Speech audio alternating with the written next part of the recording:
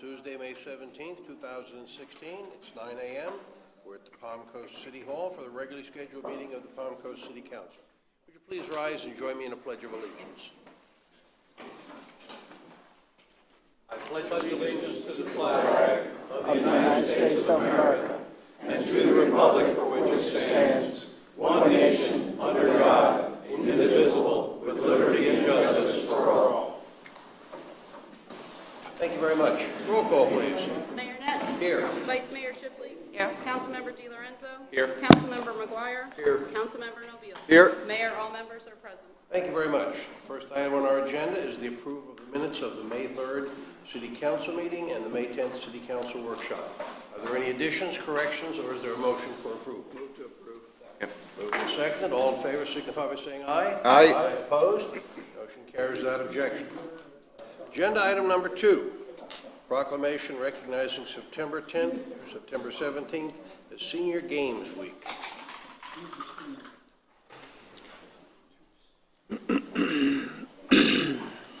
What's that? Spam. Get up here. He doesn't bite or anything. Whereas the City of Palm Coast and the Flagler Beaches Senior Games will host its 3rd annual series of Olympic-style competitive sports and games for men and women ages 50 and over, and whereas Cora Health Services Incorporated are the presenting sponsors of the Palm Coast and the Flagler Beaches Senior Games, and whereas the Palm Coast and the Flagler Beaches Senior Games will be held on the week of September 10th through 17th, 2016, and will continue to be held on an annual basis.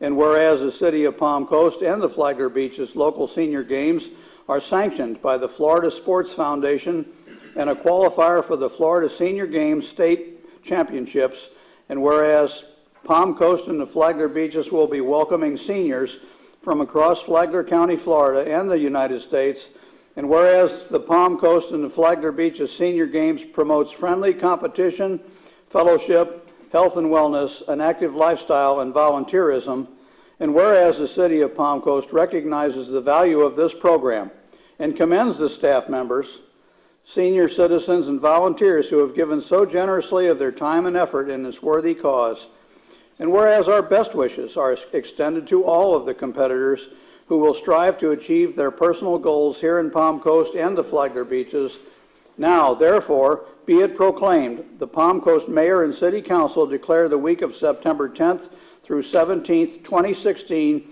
as Palm Coast and Flagler Beaches Senior Games Week. Signed the 17th day of May, 2016, City of Palm Coast, Florida, John Netz, Mayor.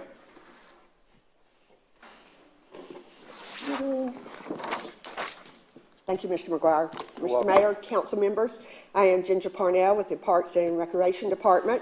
Not only is Cora Health Services the presenting sponsor of Senior Games, but we have a year-long partnership that they have agreed to, that they will be at all of our athletic events, including the tennis center and at the golf course. They will also be giving educational talks to our citizens on ergonomics, work and balance. They have already given one lecture for our senior citizens on balance that was very much appreciated by the citizens and attended.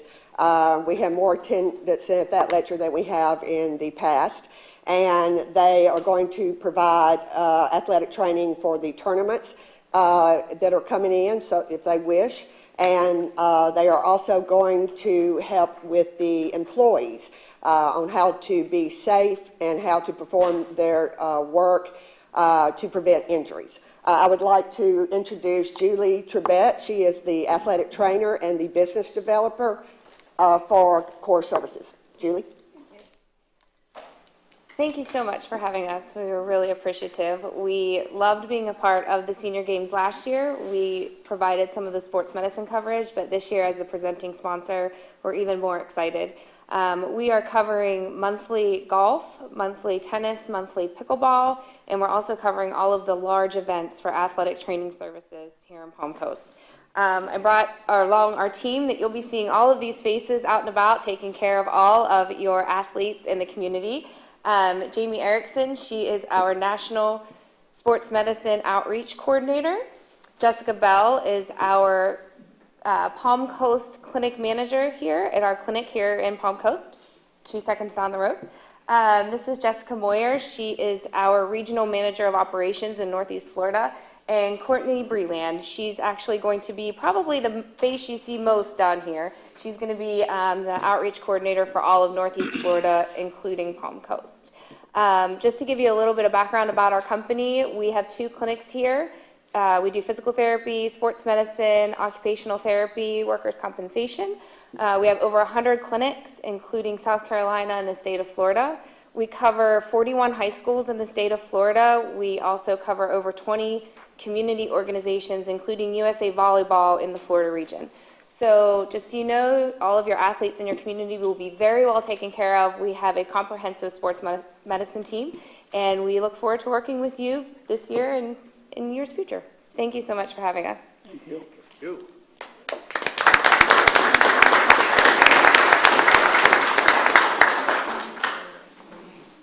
Yeah, might as well.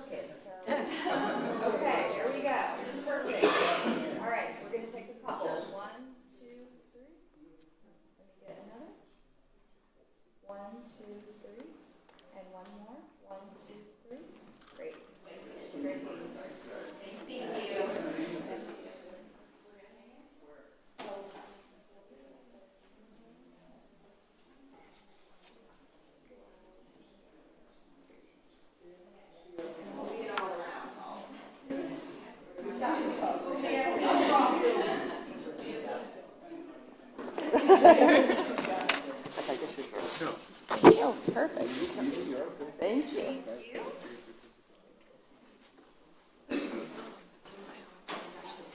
Agenda item number 3, proclamation recognizing May 19th as Palm Coast City Employees Heart Healthy Day.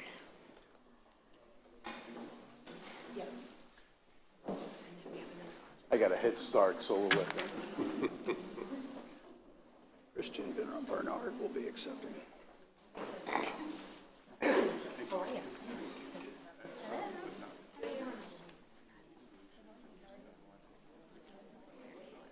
Oh, that's right.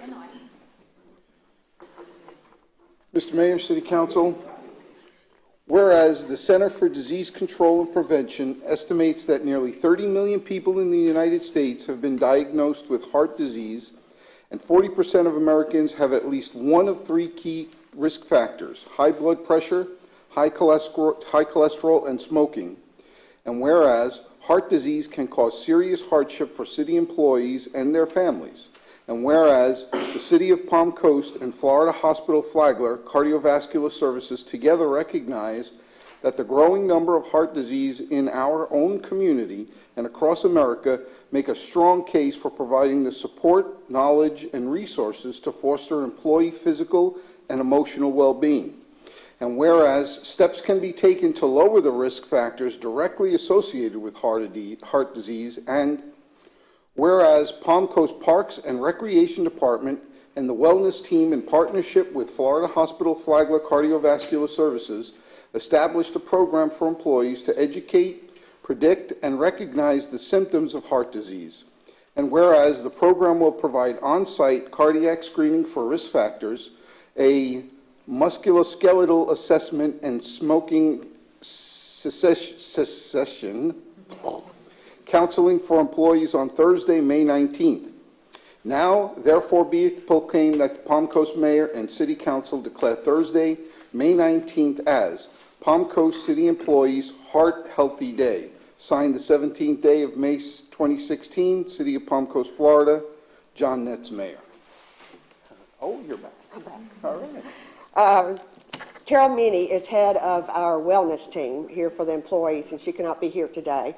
So on behalf of Parks and Rec and the wellness team, we want to thank Flagler, Florida Hospital Flagler for our relationship that has continued through the years, and they have brought this program to us for our employees, and we deeply appreciate it, and it fulfills the performance measures of the wellness team in keeping our city employees healthy and happy. I'd like to introduce Joanne King. She is the Chief Operating Officer for the Florida Hospital Flagler.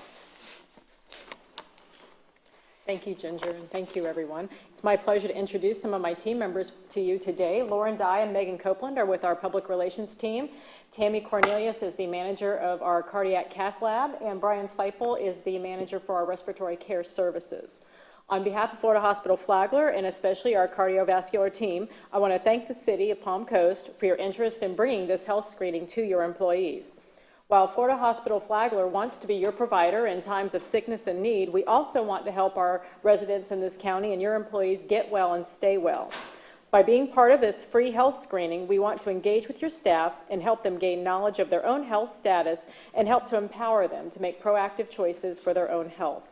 We're excited about Thursday's event, and we look forward to future partnerships with the city. Thanks for having us today. You.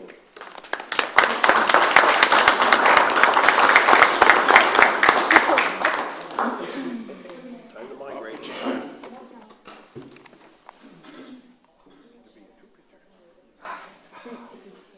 I have safety.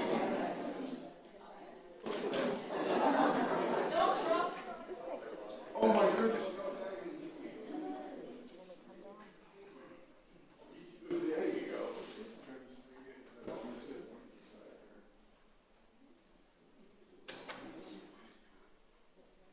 Okay, I can see everyone. We're going to do a few. 1, 2, 3. We got another. 1, 2, 3. Got it. Thank you. Thank you.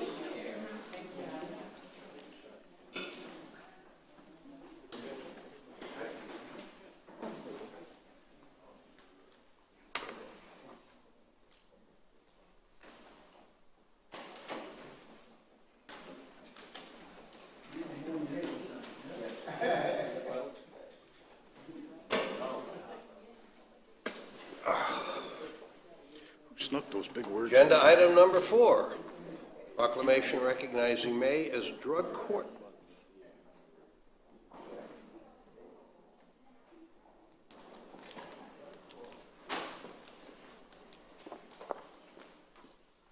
Good morning.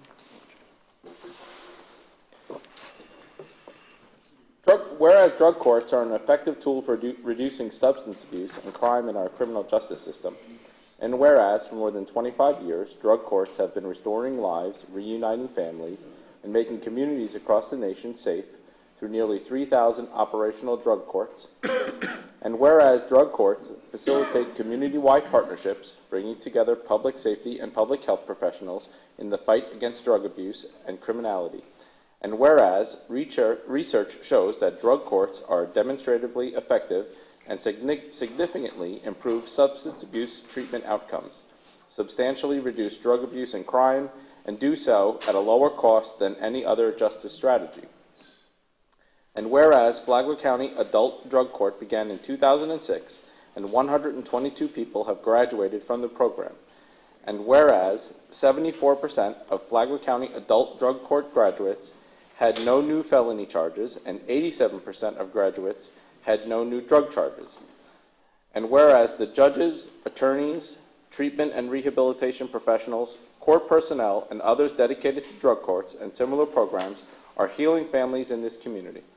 And whereas the City Council of the City of Palm Coast recognizes the successful work of the practitioners and drug court participants to reduce the impact of drug abuse in our community. Now therefore be it proclaimed that the City Council of the City of Palm Coast does hereby recognize May 2016 as Drug Court Month, and urges all citizens to recognize the significant contributions of drug courts and congratulate this year's drug court graduates. Signed the 17th day of May, 2016, City of Palm Coast, John Metz, Mayor. Shake your hand, but I'm a little under the weather, so maybe that's not the best of ideas. Well, thank you anyway. Mr. Mayor, members of the council, thank you very much for recognizing the work that drug court does. And it says we graduated 122 people. We graduated 4 more this month, early this month. So it's now up to 126 people. We term it saving lives and reuniting families, because that's really what drug court does. With me today is a member of our drug court team, Ucha Glodava, the senior probation officer, Mike Feldbauer from Open Door Ministries, and the drug court manager for the 7th Circuit, Mike Jewell, and Dr. Simonides is also on our drug court team. We're very fortunate to have a medical doctor on our staff. He's been extremely helpful for us, with us. It's a great program. Thank you for your support. Mr. Mayor, I think you come to all our graduations, and I know Ms. Shipley also does. We thank you all for being there and supporting drug court. Would you like to say anything, Michael? Thank you for this opportunity, Mr. Mayor, council people. As a member of the drug court team, we'd like to thank you all for this recognition and the understanding that as life is changing in the courtrooms and that we are looking for a model of more of recovery than incarceration, that this drug court model works. We thank you for recognizing it. We thank you for supporting it, because it is going to be growing. The Flagler Drug Court is recognized as one of the top drug courts in the state of Florida, and recognize that we deal with Flagler residents. Almost every member that comes through that court and comes through into the drug court program is a resident of Flagler. We are proud to be returning citizens back into the community and not returning offenders back into jail. So we thank you for the opportunity. We thank you for this proclamation. Thank you. Thank you.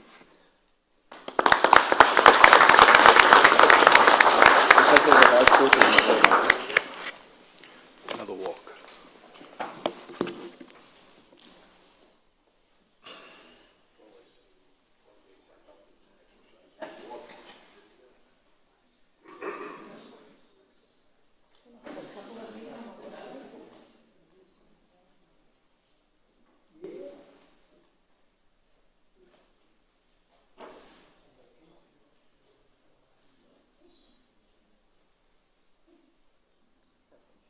All right, we're going to take a couple. 1, 2, 3. Keep smiling. 1, 2, 3. One more. 1, 2, 3. Congratulations. Thank you.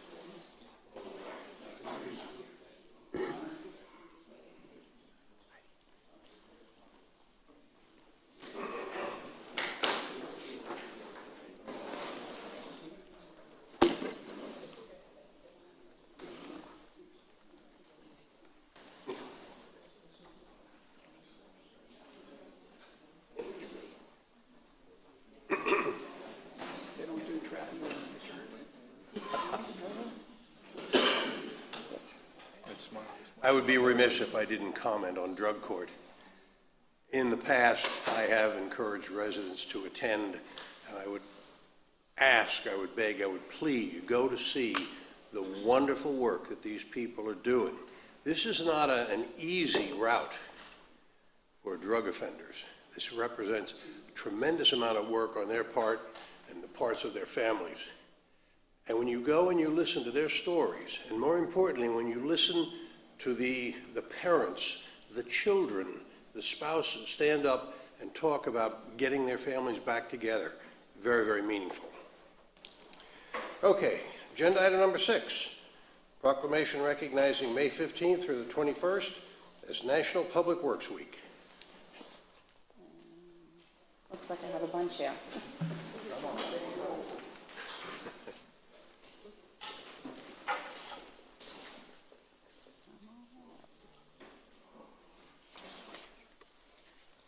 Whereas the City of Palm Coast has determined that the public works services provided in our community are an integral part of our citizens' everyday lives, and whereas the support of an understanding and informed citizenry is vital to the efficient operation of public works systems and programs such as streets, drainage, buildings, fleet maintenance, facilities maintenance, parks maintenance, and whereas the health, safety, and comfort of this community greatly depend on these facilities and services, and whereas the quality and effectiveness of these facilities, as well as their planning and design and construction, is vitally dependent upon the efforts and skill of Public Works officials, and whereas the efficiency of the qualified and dedicated personnel who staff Public Works departments are materially influenced by the people's attitude and understanding of the importance of the work they perform.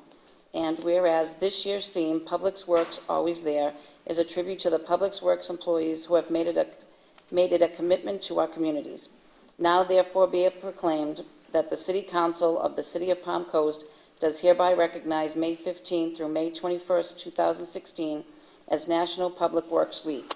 The City of Palm Coast calls upon its citizens, businesses, and civic organizations to acquaint themselves with the issues involved in providing public works services and to recognize the contributions which Public Works officials make every day to our health, safety, comfort, and quality of life. Signed this 17th day of May, 2016, City of Palm Coast, Florida, John Netz, Mayor.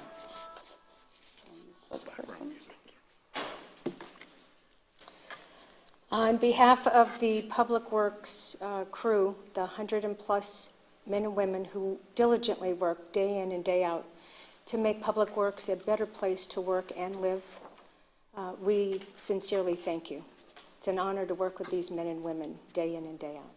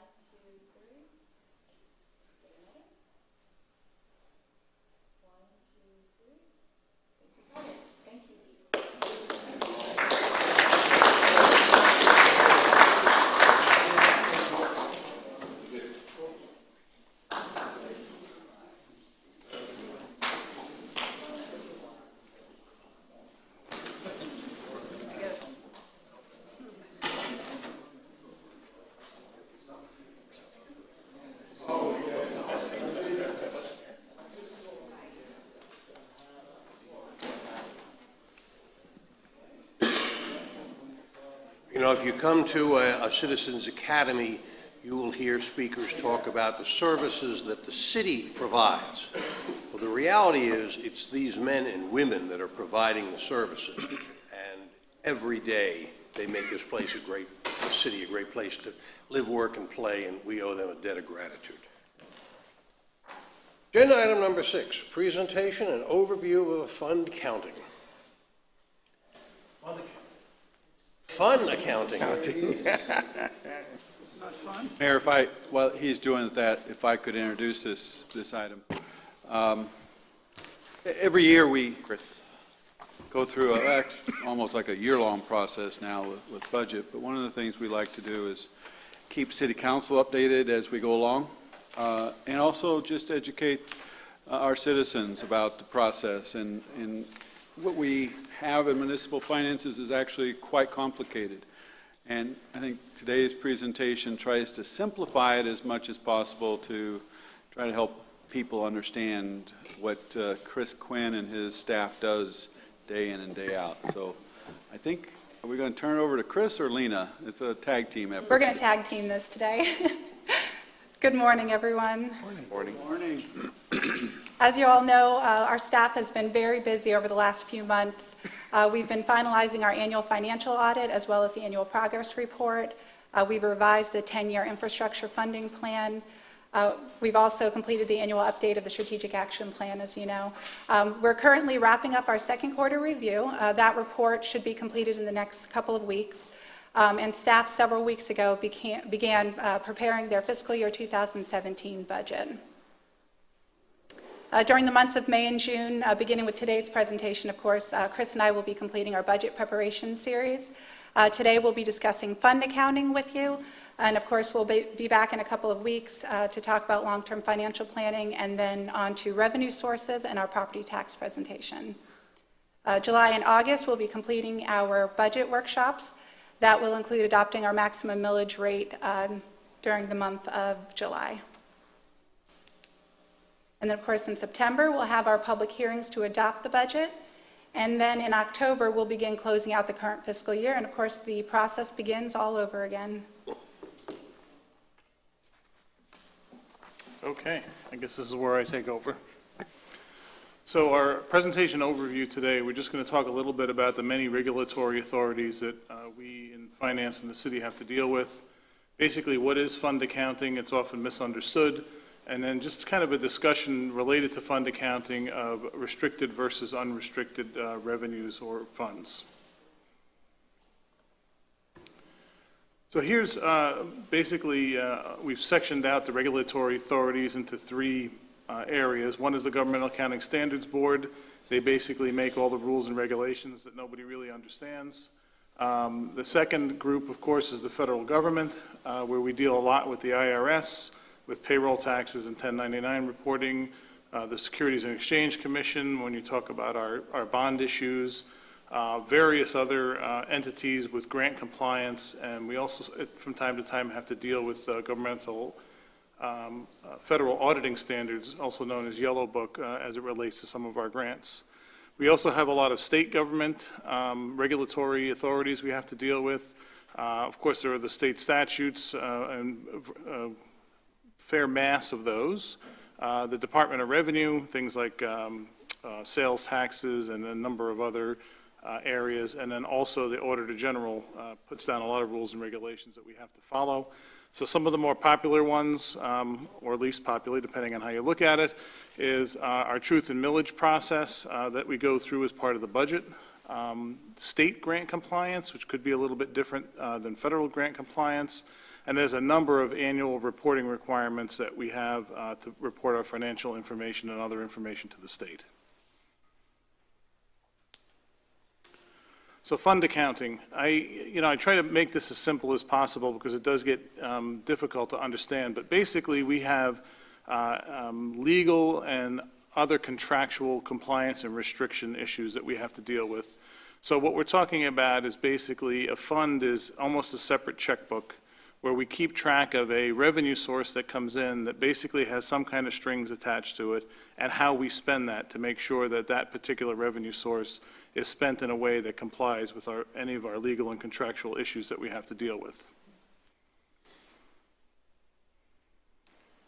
So an example of some revenues that have restrictions on them, and the restrictions are different in all these cases.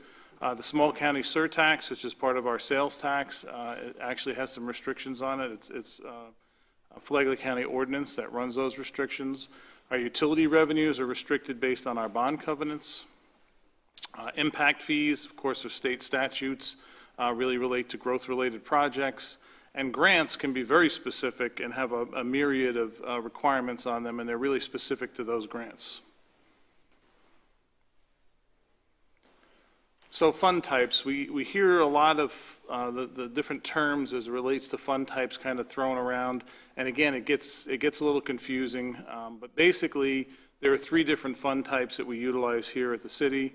Governmental, proprietary, sometimes the proprietary funds, you also hear them called business type funds, and fiduciary funds. The big difference between the three, boiled down simply, is governmental funds are anything that's basically primarily supported by taxes and grants. Proprietary funds or business type funds are primarily supported by fees. We charge a fee for service. And fiduciary funds, very simply, it's not our money. So we're taking care of it. We may do the accounting and reporting on it, but the city council can't say, I'd like to take some of the money from the fiduciary fund and build a sidewalk. You can't do it. It's not the city's money to spend. So some of the specific funds that we utilize in these fund classifications, Our governmental funds, we talk a lot about the general fund and the capital projects fund when we have those discussions with City Council.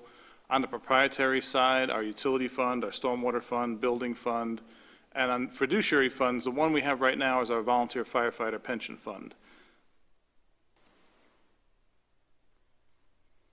More specific functions that happen within those main categories.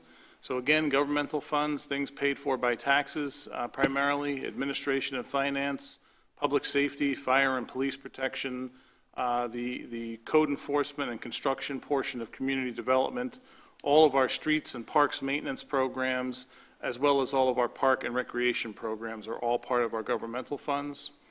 Our proprietary or business type areas, our utility, again, stormwater and the building permits function.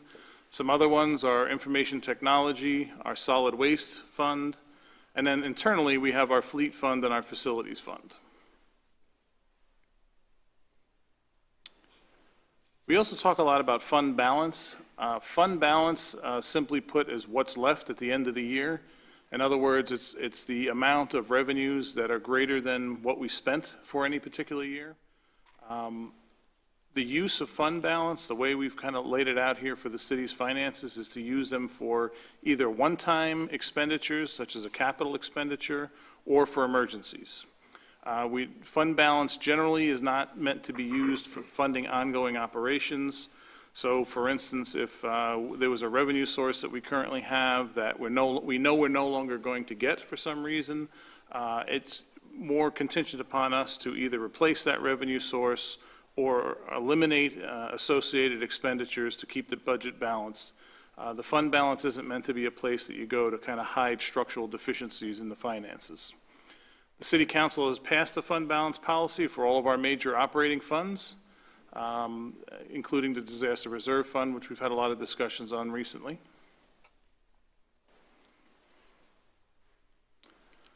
So just to kind of go through a number of restricted revenue sources, and I'm using the broad term restricted here when I say restricted, but the very first one we talked about a little bit about the Volunteer Firefighter Pension Fund, fiduciary fund, money that the city can't really touch for other operations.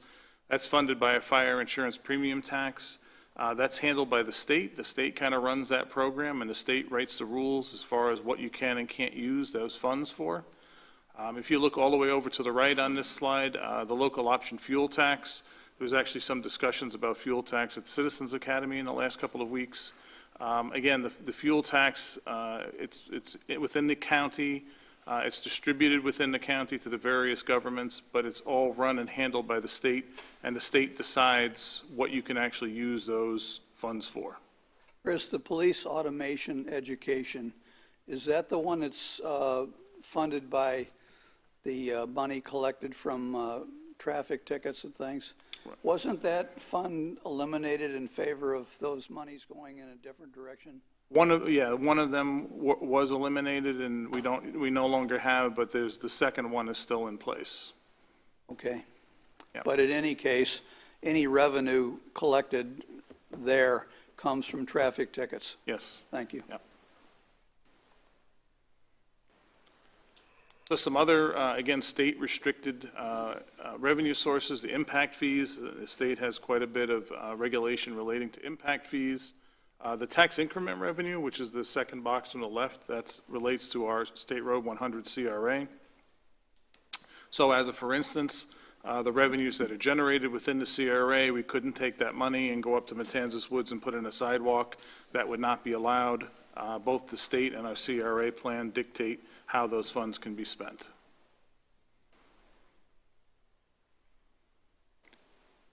There are a number of other restricted revenue sources. So our water and sewer charges have a little bit different restriction on them. It's actually our bond covenants, which is a contractual relationship between the city and utility department and the bond holders that say how we're going to use water and sewer revenues, in what order we're actually going to spend that money. The Disaster Reserve Fund, all the way over on the right, again, City Council has set a specific disaster reserve policy that sets when we can and can't access those funds for use in emergencies. We also have a number of unrestricted revenue sources.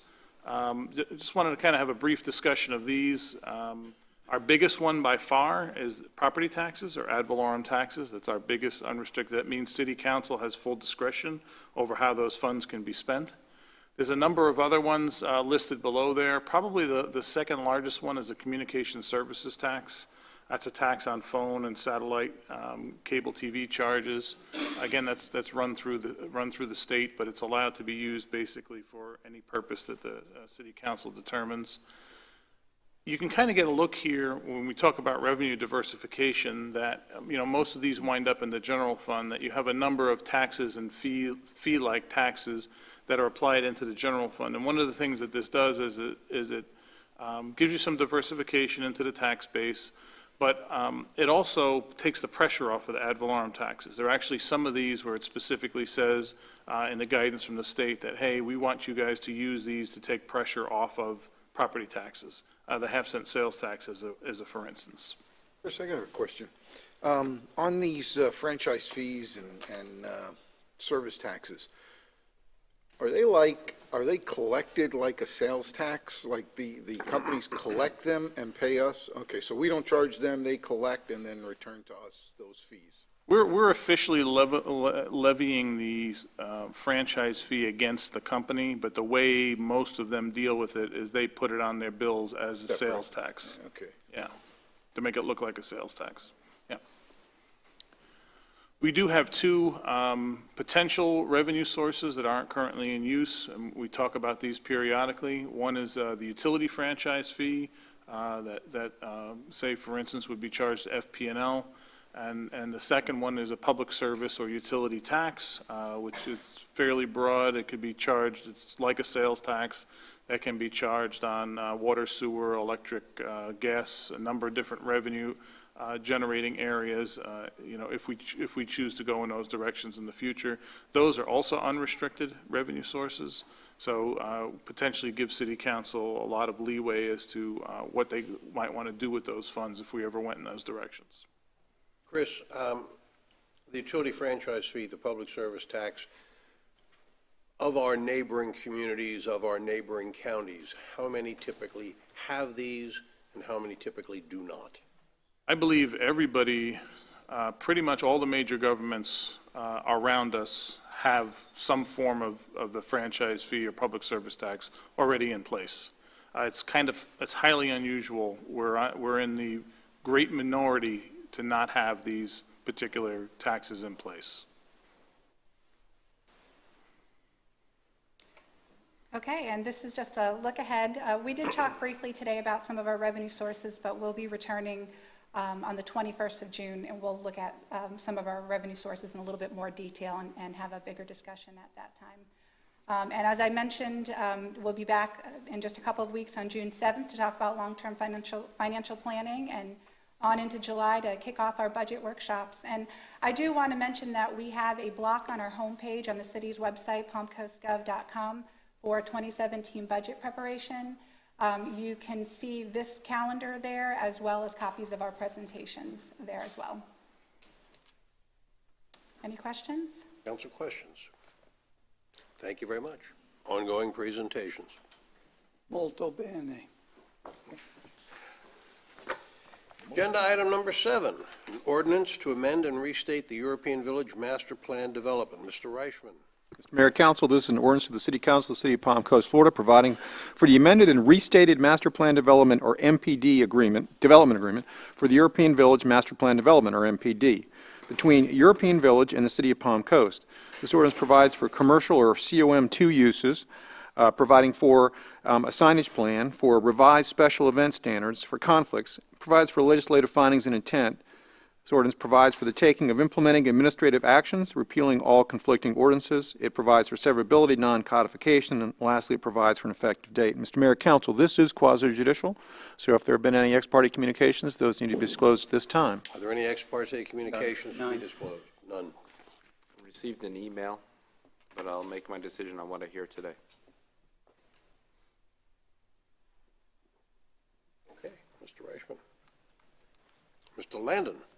Mayor, City Council, talk about a roller coaster ride. European Village kind of is a great example of that, where when it first opened, it was a real spotlight in the community, and then during the recession, the businesses struggled.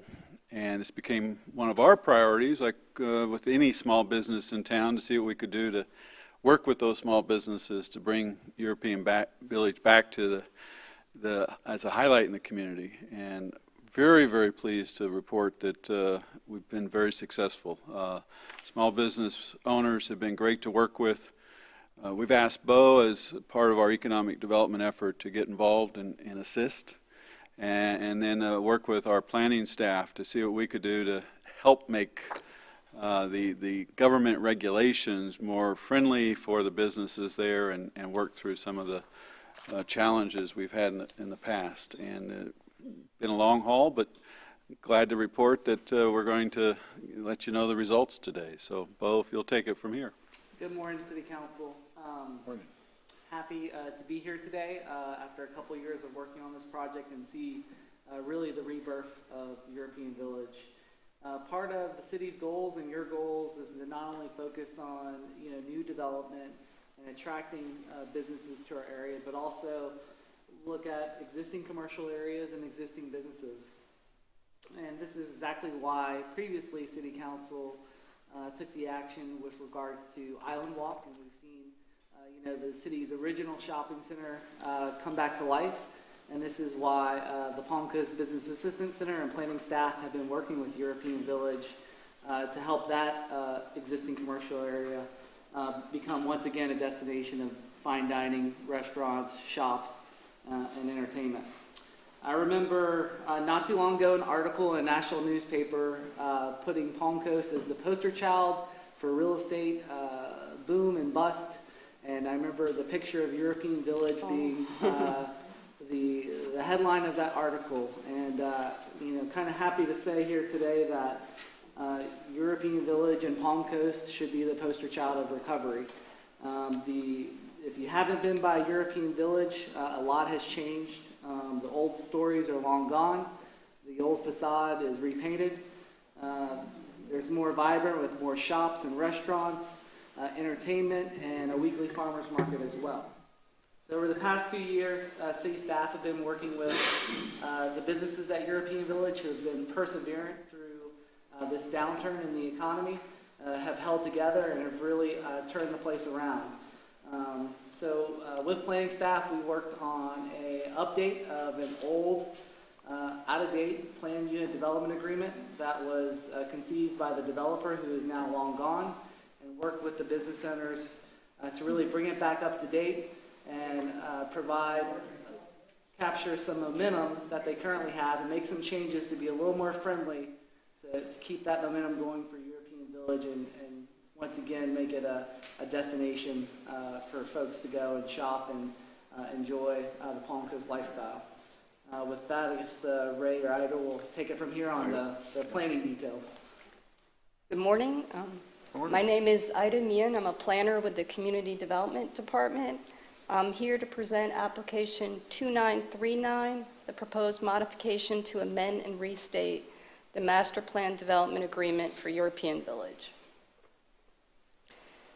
This is a city-initiated rezoning. It's also being done in cooperation with a number of retailers. The main purpose is to update and clarify the uses at European Village, but as part of that effort, we're also cleaning up the old ordinance. This, of course, is the location of European Village at Palm Harbor Parkway and Hammock Dunes Parkway. The property to the east is the developed portion of European Village. The property to the west is the parking area. All total, it's approximately 11 acres. The future land use of the developed portion of European Village is mixed use. The zoning for European Village is master plan development. Originally, of course, it was planned unit development under the old land development code. Today, it's referred to as master plan development zoning. The intent of European Village remains unchanged by this effort. The intent language in the ordinance describes it as a mixed-use infill project located to complement residential lifestyles. The aim is to be pedestrian, bicycle friendly, and very important to serve as a destination location for residents of Palm Coast and visitors alike. The original zoning for European Village was approved in 2002 through Ordinance 2002-04. The ordinance was amended in 2013 to allow for a real estate management office. It also updated the parking calculation and changed the plan unit development references to master plan development references, consistent with our 2008 Land Development Code. Of course, the original ordinance focused a great deal on the future development and build-out of European Village. It talked about the development process, the phasing, and the architectural standards. The original ordinance established a building maximum of 143,920 square feet. It established 95 residential units. It limited impervious coverage to 70%.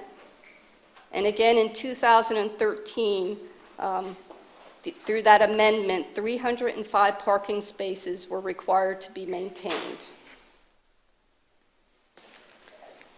Just want to emphasize that the modifications we're proposing today include no changes to existing entitlements. By no changes, we mean no changes to the setbacks, to the maximum square footage of the building, to the number of residential units, to the parking requirement, or the impervious coverage. What this effort is proposing to change is deleting what we refer to as Attachment G of the original ordinance and replacing that with commercial to uses, much in the way that was done for Island Walk in that master plan development. So this is Attachment G of the original zoning ordinance. It refers to desired uses by brand, style, ethnicity. It does not comport with the standard zoning practices. To give you an example, just take item 1. It refers to a creperie. It says that it should be from France or French, and that the crepes should be made in front of the customers. And while we might all personally desire for that experience, it's proven very difficult to administer and very narrow to implement. So we're recommending that this attachment be removed and we simply use commercial to uses. Other changes in the proposed modification, again, we're incorporating the 2013 update to make it all one unified document. The proposed modification streamlines on-site special events, allows for internal landscaping to be considered as maintenance in the courtyard area. It states that additional parking through a site plan process is desired in addition to the 305 parking spaces. And it allows for an updated exterior signage plan. One need specifically identified by the residents and owners at European Village is a desire for enhanced visibility. They have a very unique location and configuration of property, being adjacent to the Hammock Dunes Bridge. We've been working with them on some conceptual signage that would address that need. This is the concept we're working with. So what makes European Village unique? It is the architecture, it is the mixed use, it is the urban form. These attributes contribute to a sense of vibrancy, creates an active on-site experience, and that's evidenced by the number of special events and the farmers market. And what this proposed modification intends to do is to be supportive of that atmosphere and of those goals, and to maintain European Village as a destination location for residents and visitors alike. As part of this process, we did 2 extensive public notifications. We did have a community meeting, and the results from those efforts have been positive and supportive. With that, I'm concluding my comments. Questions? Could you go back to the Amendment G enumeration? Sure.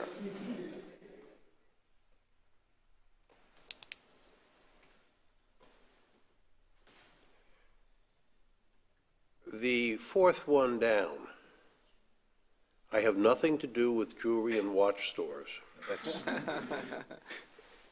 Says here you do. That's a company name. I just want to be Oh. sure. Okay, I thank see you. your point. Can you go up to the, Ray, would you go forward to the sign, please? There. Does that sign conform to what we allow for signs in the city of Palm Coast? Yes, sir. Yes, sir. It will. Once that sign comes in for permitting, it will meet our dimension requirements and meet our land development code.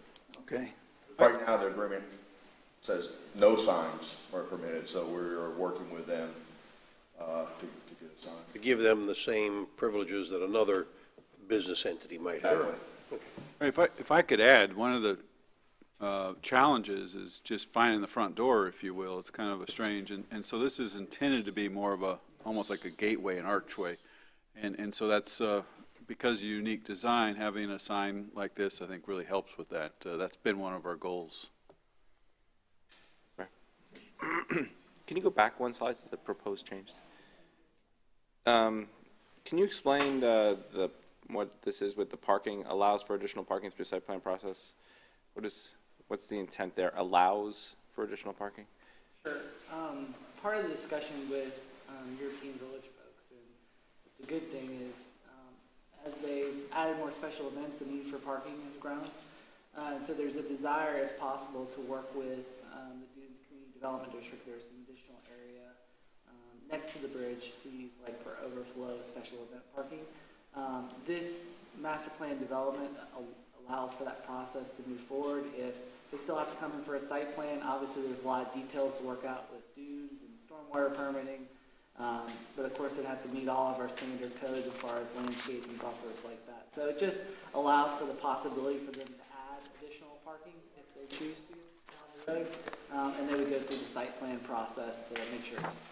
Okay, so right now you kind of have the building site and the parking site, and what you're saying is that in the future, if they can work out some opportunities that they won't have to reopen this entire document, they'll be able to, through the site plan process, add additional parking if they can negotiate that. Okay, thank you. One question. Can you go back to the slide, the map, the overall map? Sure.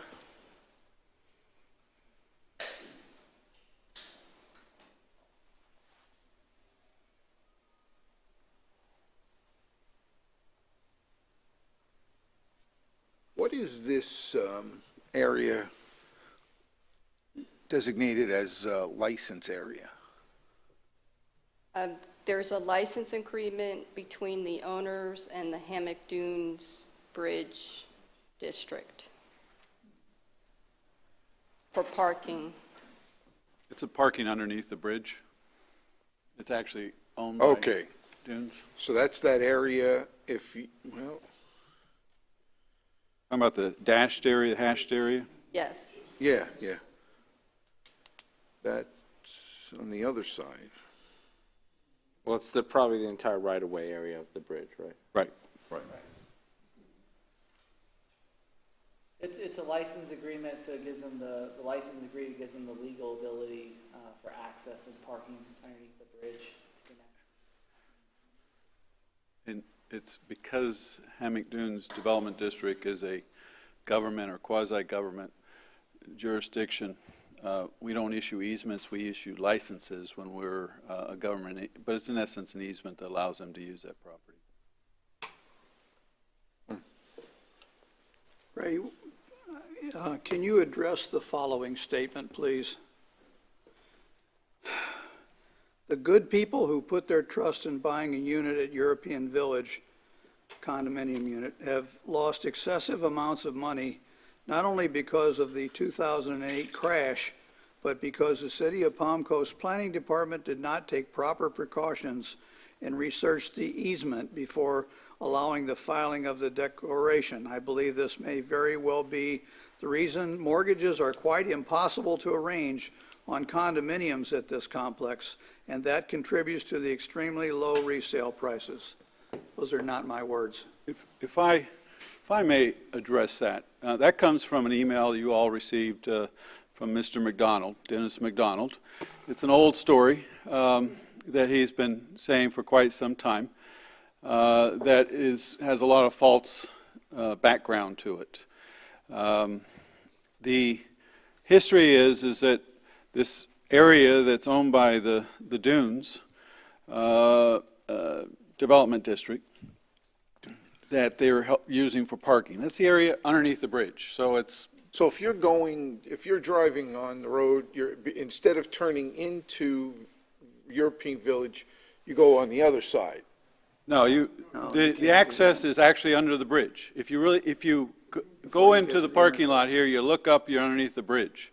Well, yeah, but the whole thing is. So Yes. there's that parking, I don't know that it's parking, actually, on the other side. On the east side Yeah. of Palm Harbor, Right. where the city's. On the east side is ours. Okay, so With we're not talking about access that. and all that, and some of that's owned by the Dunes and everything. No, we're talking about when you drive into the main parking lot. And you could go left to get right to European Village, or you go right into the parking lot. Right. That is underneath the bridge. Okay. That's the area that's indicated in hash marks. The old development order, as you can see, I mean, as a planner by trade, it's embarrassing to see what this developer put in there as far as having to have crepes made in front of you as a zoning document. That's why we're trying to clean this whole thing up. The other thing the developer put in there was other conditions that usually are not none of government's business. In this case, one of them is that they would have a perpetual easement granted to the European Village ownership or the developer for parking and access. The city's real interest is they have to have so many parking spaces. And whether the parking spaces is in a lease or they own the property, Mr. McDonald can get involved in their business if they will let him, but the city doesn't get involved in those kind of transactions. Our interest is how many parking spaces do they have and do they meet the code? In this case, they had this agreement. During the downward turn, Mr. Rourke quit paying the rent, for the lease, if you will. So they converted the easement that was actually in the ordinance to a license agreement. The Dunes District attorney went to court and converted it to a license agreement, which is more appropriate, actually, and so that they could revoke it. When the city approved the development order, they actually had the easement as required in that development order. So times changed. One of the cleanups we're doing here is actually cleaning that language up and getting that out of there altogether and just addressing the fact they have to have parking and access. That's what our interest is. So the whole issue of whether it's an easement or it's a license and is being taken care of with this document if you approve it. It is to say that somehow converting the easement to a license and they still have parking, that somehow devalues the property. You'll have to ask Mr. McDonald as to how he. Will Mr. Landon have realtors and real estate agents dealing in that area complain that they cannot sell? There's only one person we've heard about this issue, and that's Mr. McDonald that you've got the email from. Well, one question I have as concern to the owners could that license or area ever be withdrawn from them? Yes. Sure, it's like a lease. And if it happens, and they do that, then they're going to have to find additional parking access. Isn't going to happen because there isn't anything there. Right, well. So I could see, if I'm a mortgager, and you come to me for a 20-year mortgage, and what would happen? I mean, what would happen if the license was removed and they couldn't find additional parking?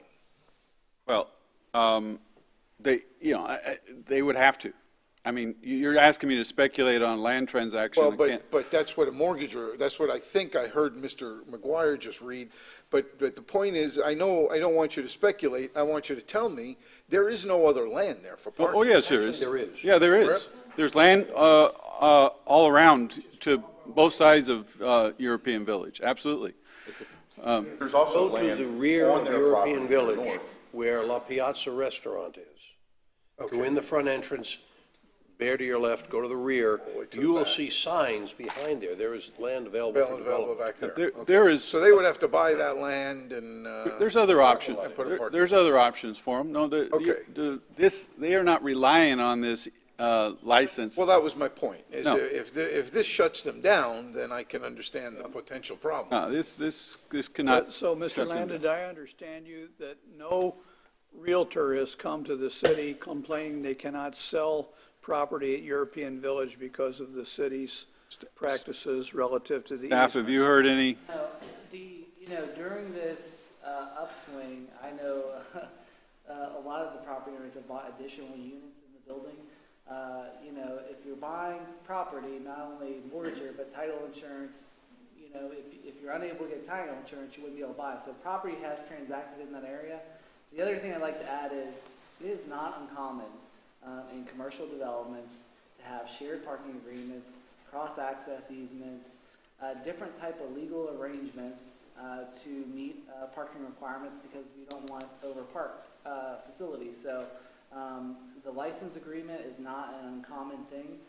It's different here because it's with a governmental entity, but it's very common in the private sector and shopping center developments to have these arrangements for parking so you don't create just fields of parking in order to meet parking requirements. So from the city standpoint, I know from Ray's standpoint, it was that they have the number of spaces, and they do, and they have the legal ability to. We have not heard, and a lot of property has transacted in European Village over the last few years. So I have not heard that concern.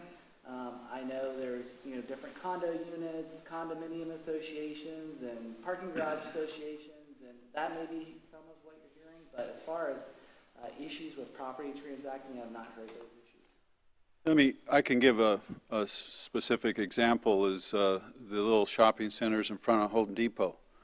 They have an agreement with Home Depot for allowing their employees to park in the Home Depot parking lot that's right close by. Have you ever seen Home Depot's parking lot even three-quarters full? It makes good sense to allow for those parking spaces to be used by a shopping center next door without building new parking spaces. I can't go without saying that this is objection is coming from an individual who also sued us over trying to stop Island Walk. And we have some very positive redevelopment in the shopping area that we've been working hard on. And why somebody would want to stop this kind of positive redevelopment on a detail that is of no consequence whatsoever, I would hope City Council would agree that this is actually a very positive thing to move forward with. Can I just ask one question? The piece of land under that bridge is owned by us? No. No, it's owned by the state. No, it's owned by the Dunes Community Development District. It is what they call CDD. It is basically another government taxing entity. That is the Dunes community across the Intercoastal. They own the bridge. So do we have any right to that land? On the opposite side of it is where we have the parking it's a trailhead for the Intercoastal. We own that, or do we have a lease on that? Easement or a license to it. So it's the same kind of arrangement where the city, that's our parking that you can park there and then get on the trail. Obviously now, with how busy European Village is, particularly their farmers market, that's public parking, and they use that over there too. It's a great use for property underneath the bridge. I mean, what else are you going to do with it? You can't build building or something under it.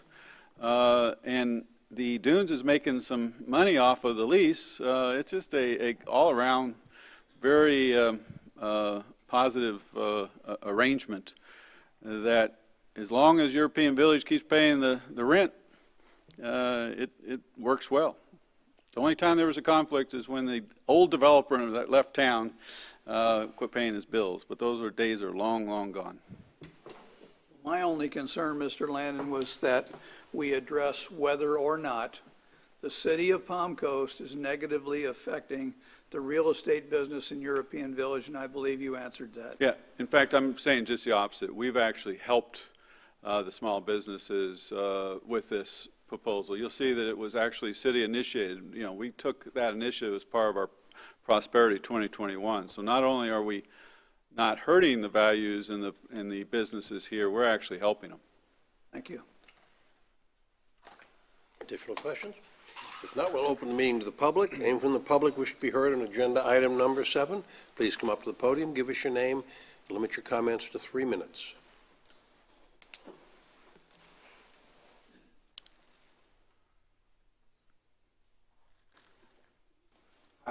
My name is Scott Campion. I own a unit across the street from the European Village. I've owned it since 2001, and about 3 years ago, I purchased a commercial unit there, and some residential units.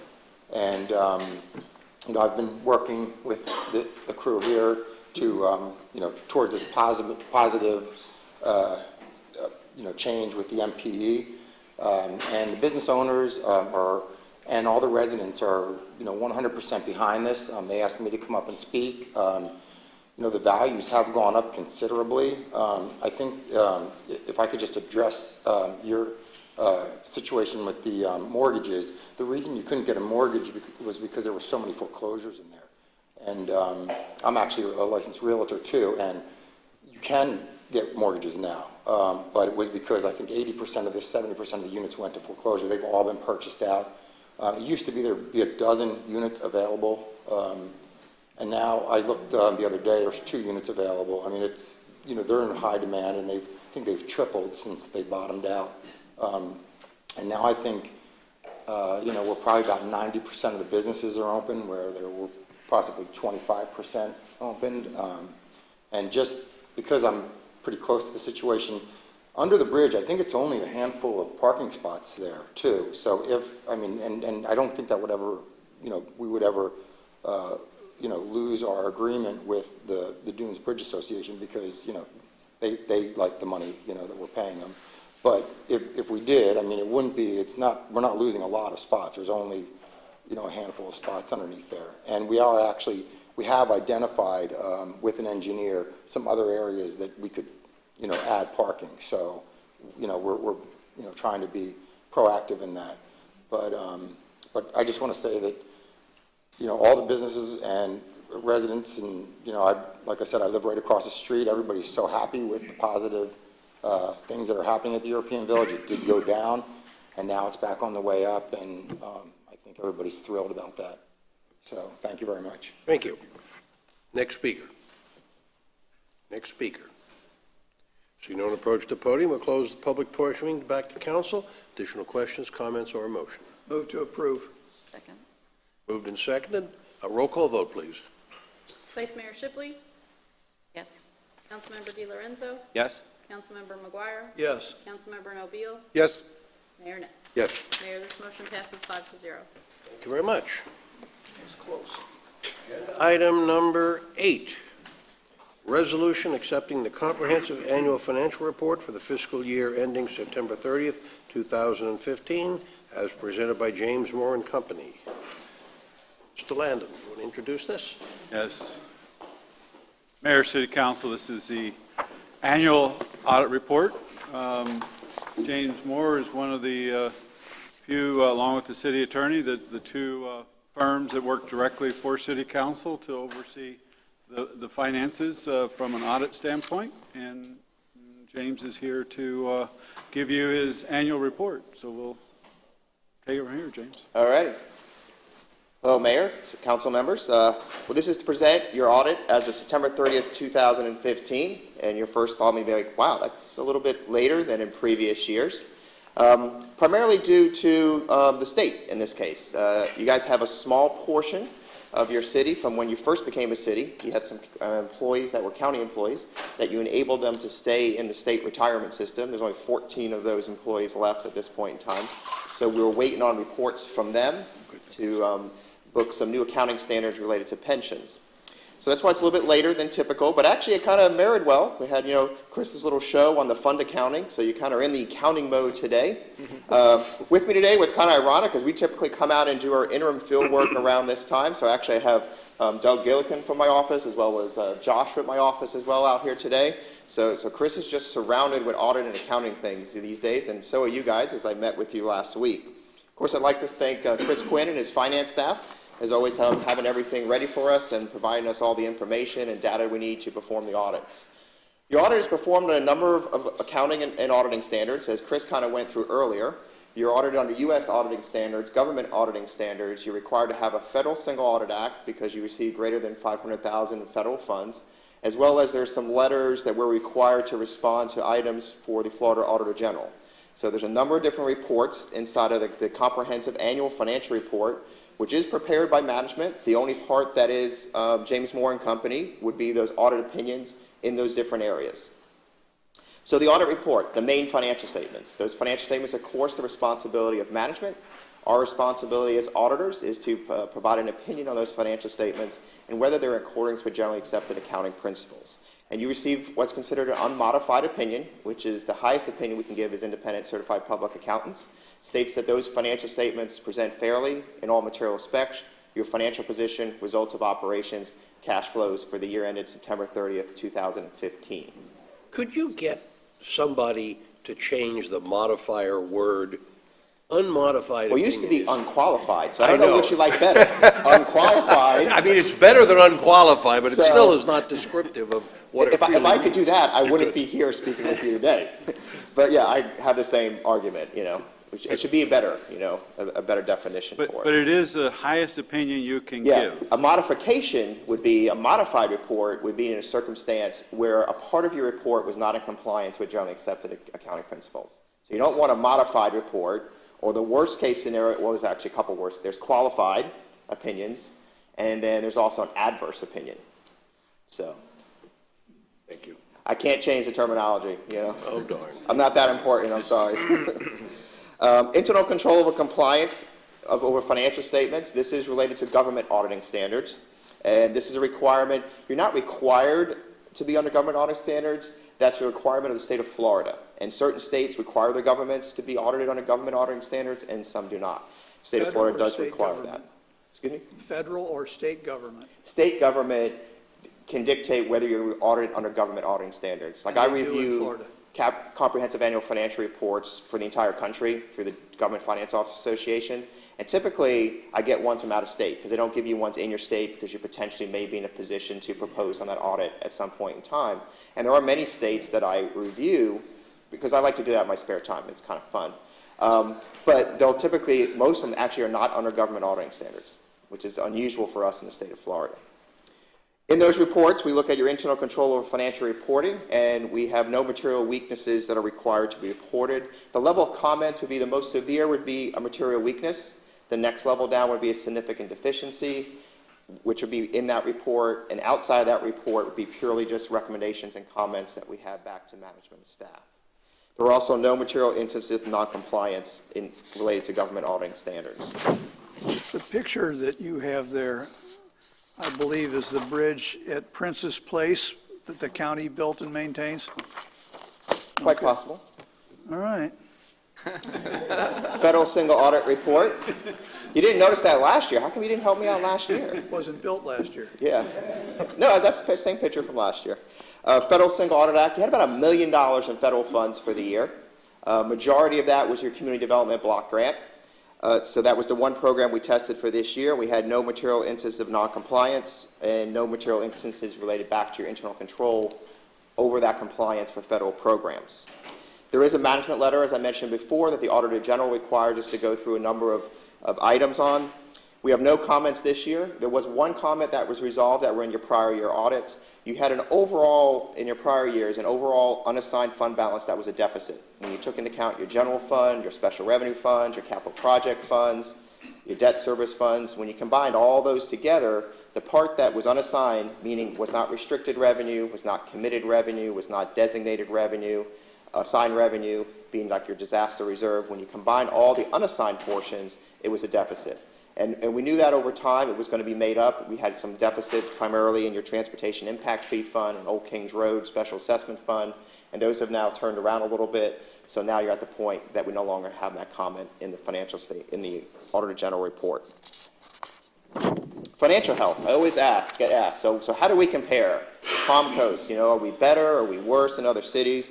We're actually required to do a financial condition assessment. The Auditor General requires us to do that, and we utilize a model that the Auditor General uses. And it looks at the city over a 5-year period compared to itself, as well as benchmarking the city of Palm Coast with other cities of comparable size and property tax value and population. Some of those cities would be Deltona, Kissimmee, Melbourne, Ocala, Palm Bay, Port Orange, Sanford, and about 10 other cities scattered throughout the state. And you guys come up inconclusive is what the official Auditor General terminology is, but I say that's average. And it could be for a number of reasons. Could be, a lot of cases your guys' financial indicators are sometimes better related to the benchmark, but it depends on how you guys are doing over that 5-year period. You also have a fund balance policy implemented probably over 6-7 years ago. You implemented a fund balance policy to kind of enable you guys to manage where those funds are going. How much are you accumulating in a fund, and how much do you set aside for emergency type purposes. And you guys are in compliance with those fund balance policies. You have some that are just a slight bit over at the end of the year. So, a rundown real quick, financial highlights for the year. Your general fund balance increased by only about $800,000 this year. That was the unassigned portion of that fund balance. Big thing for the year, a couple big items. Of course, this building we're sitting in right now in this hall. Capital project funds decreased by over $5 million due to the construction of the City Hall complex. Property taxes overall only increased $739,000, and other taxes, which are some of the ones Chris had mentioned before, only increased about $200,000. Your capital grants and contributions were up. Primarily, you have road projects currently right now that are being funded with Flagler County. Flagler County is providing you the funds to do some of those road projects, so that's the majority of that increase there. Charges of services is up overall about $782,000, and that's as the economy picks up. Those charges for services back to customers for various governmental activities, whether it's licenses, permitting fees, all those different type of things are on the rise. Big change last year, golf course and tennis center previously were reported as an enterprise fund. This year you rolled them into your general government, your general fund activities, so now they're reported underneath your Parks and Recs department inside your general fund. No changes in operations of those, just mainly where they're reported inside your financial statements. As I mentioned before, we had 2 funds that have a deficit at the end of the year, a fund balance deficit. That would be your Transportation Impact Fee, about $734,000. That should be next year, when we come next year, the goal is that should be at 0 or at a positive fund balance if impact fees continue to come in at the level that they're currently coming in. You also have the Old Kings Road Special Assessment Fund. And those principal payments will start not this year, but in the following year. So as those principal payments start getting made on that, it'll also help that fund as well.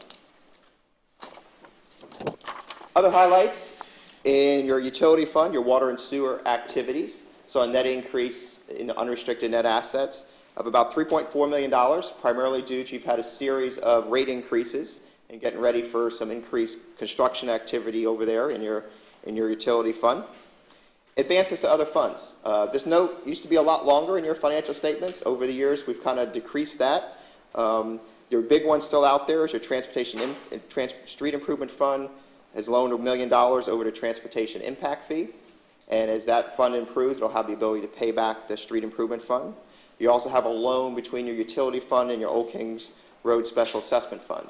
And again, these are opportunities you guys are taking advantage of. Rather than going externally to borrow the money and pay interest externally out there, you're still able to finance those internally with the funds you have. Everyone always asks about debt for the city. You guys have no general obligation debt for a city, which is highly unusual for most of the cities that we audit. And considering you just built a brand new city hall complex, that's even more unusual for someone to be able to accomplish that. But overall, your debt still decreased. You issued no debt for this building. No new debt was issued at all for 2015. You got some stuff that's going to you already know about for this year in your utility funds. So overall, the debt increased by about $7.4 million, and that's all related to principal payments on that debt.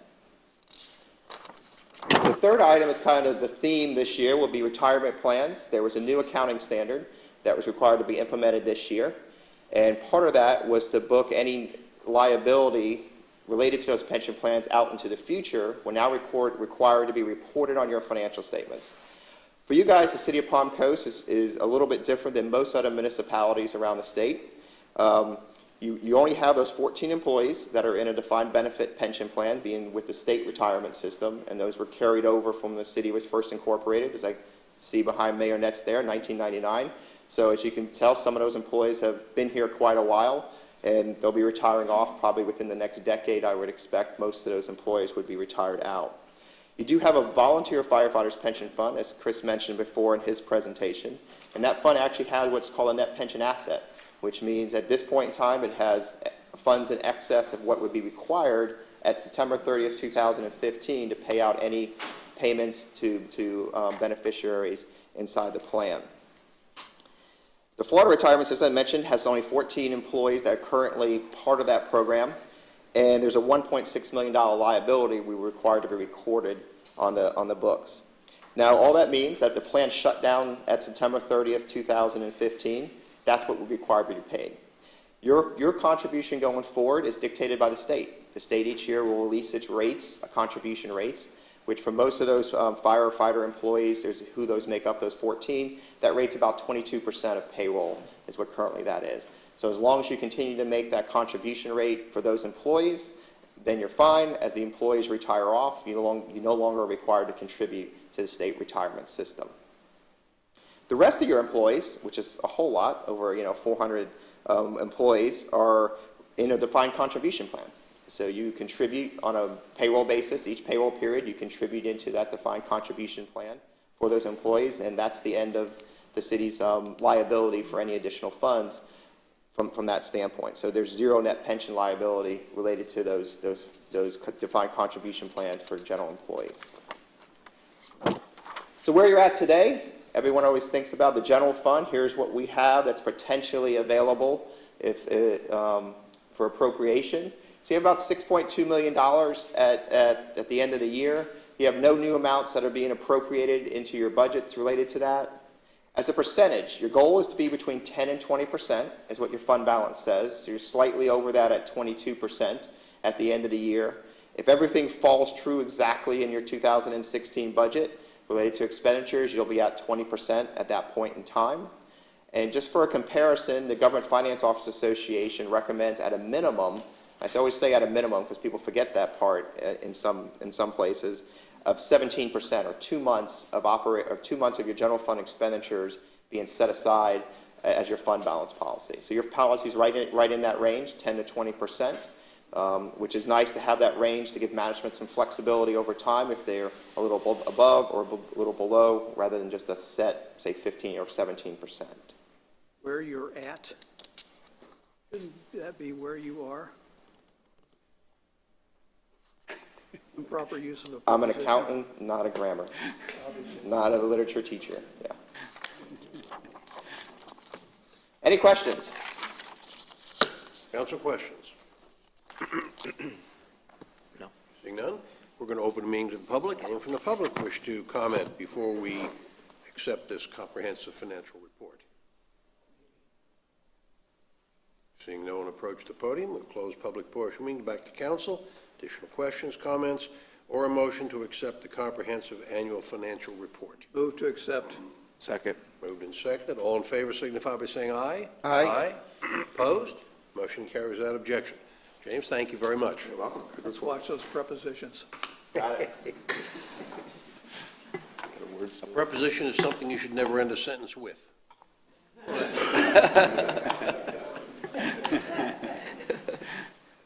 Item number 9, a resolution approving expenses not to exceed $100,000 for Fire Station 22 improvements. Mr. Landon. Mayor, City Council, our original fire station located on Clubhouse Drive and Palm Coast Parkway across from the community center was built by ITT and is old and tired and does not meet many of the current codes, life safety, ADA, et cetera. So our original plan a number of years ago was to actually tear down this building and build a new station altogether on Colbert Lane. When finances were not as strong as anticipated, we put that plan on hold. And now, instead of abandoning this building, we're proposing to upgrade it. And Carl's going to give you the details as to what we're proposing to, how we're planning to upgrade this building to bring it up to code and make it more functional also. So, Carl, take it from here. Okay. Good morning, Council. I'm here today to present Fire Station number 22 improvement project. Start off with giving you a little bit of background. The facility was actually built in 1977, just under a 4,000 square foot building. Originally, the plans were looking to have a second floor on the structure as well as a drying chase and clock tower. There's a little photo there showing what it looks like today. This is a proposed floor plan, an existing floor plan. On the left is the existing layout of the facility.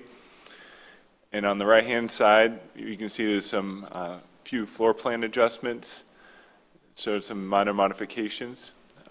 Mainly it has to do with off of the day room on the upper corner, converting the EMS bunk room to the lieutenant office bunk room. And that would as well include enlarging the day room space.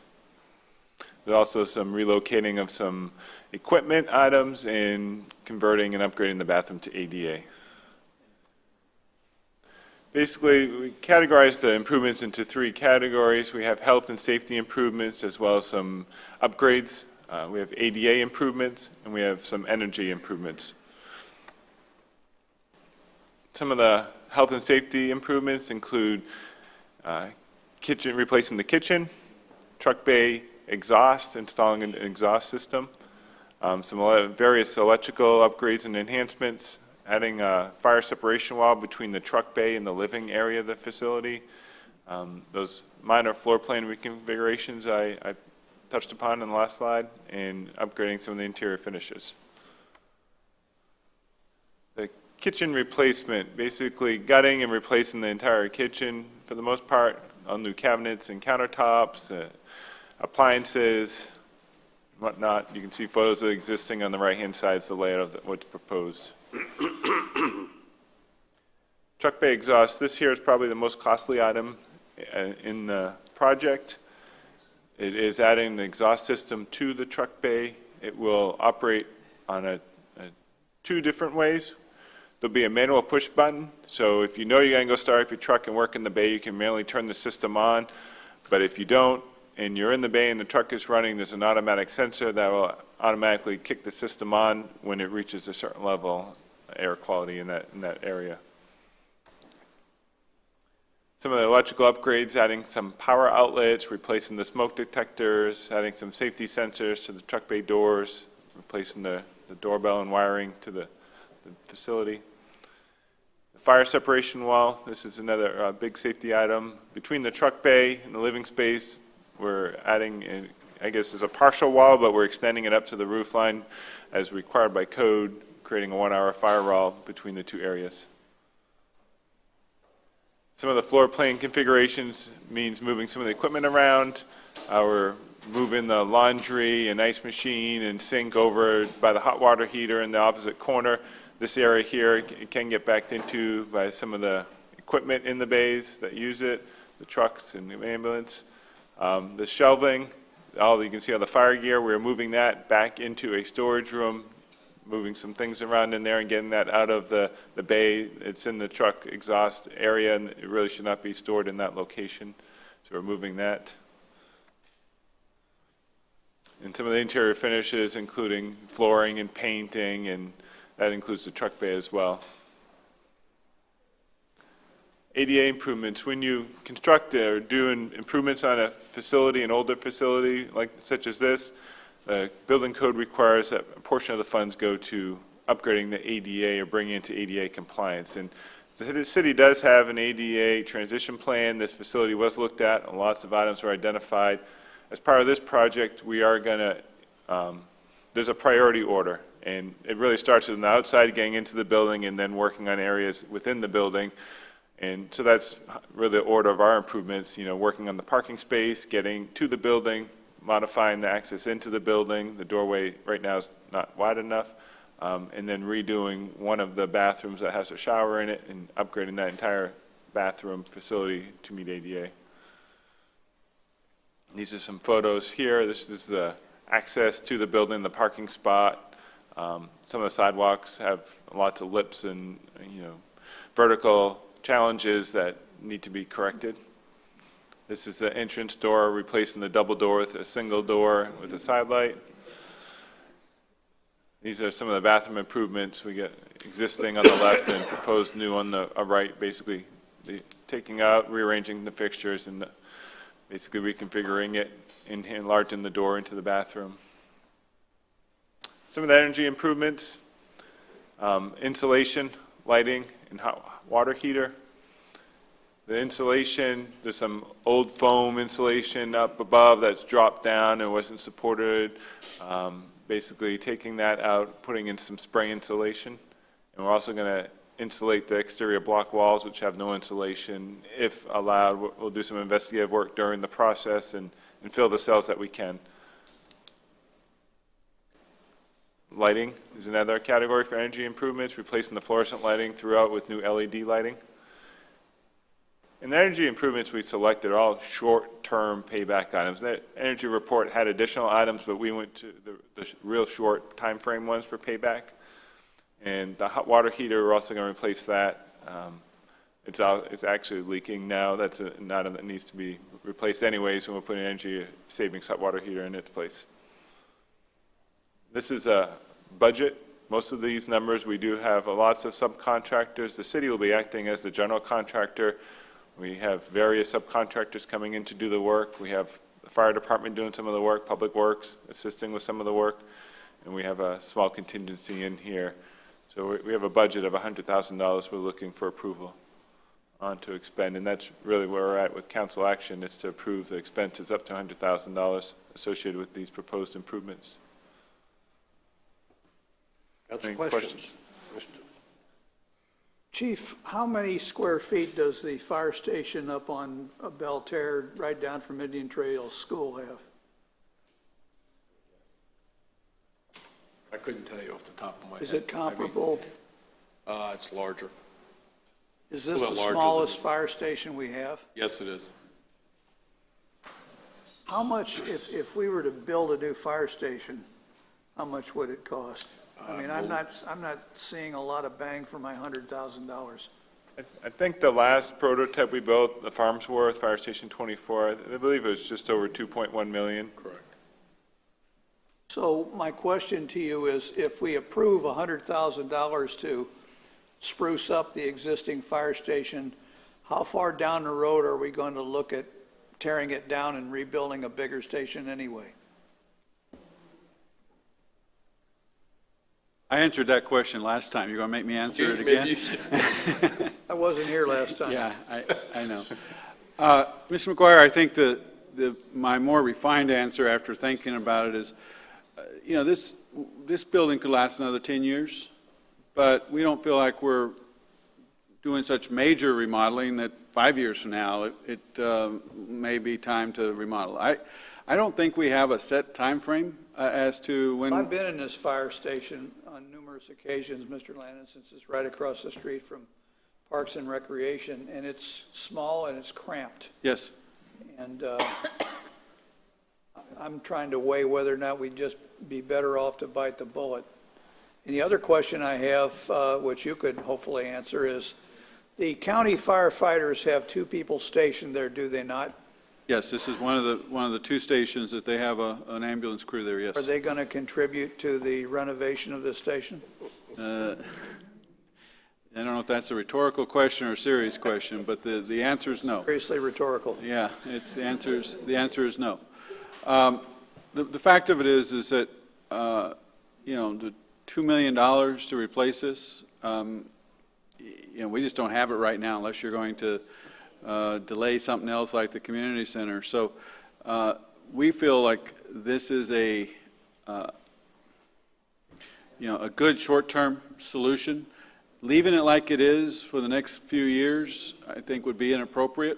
On the other hand, right now, spending $2 million on a new station and all the logistics that go along with that, including it take 2 years before we'd ever get out of the ground with just the design and all those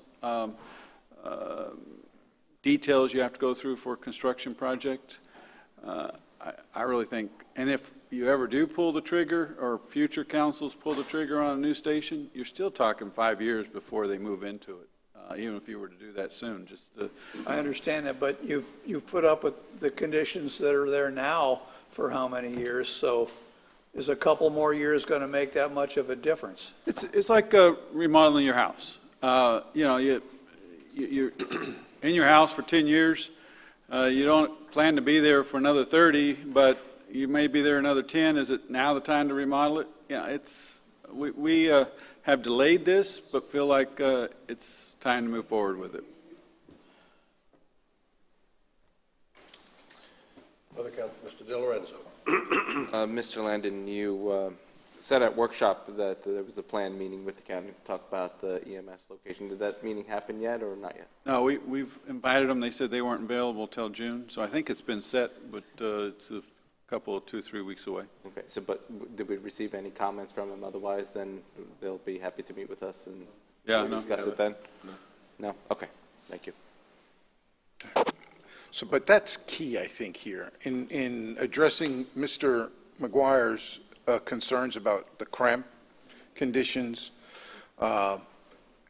If we can fix this station up and move the EMS people out, that'd be a much more suitable fire station for our firefighters. I agree. And would really extend the life of that station dramatically.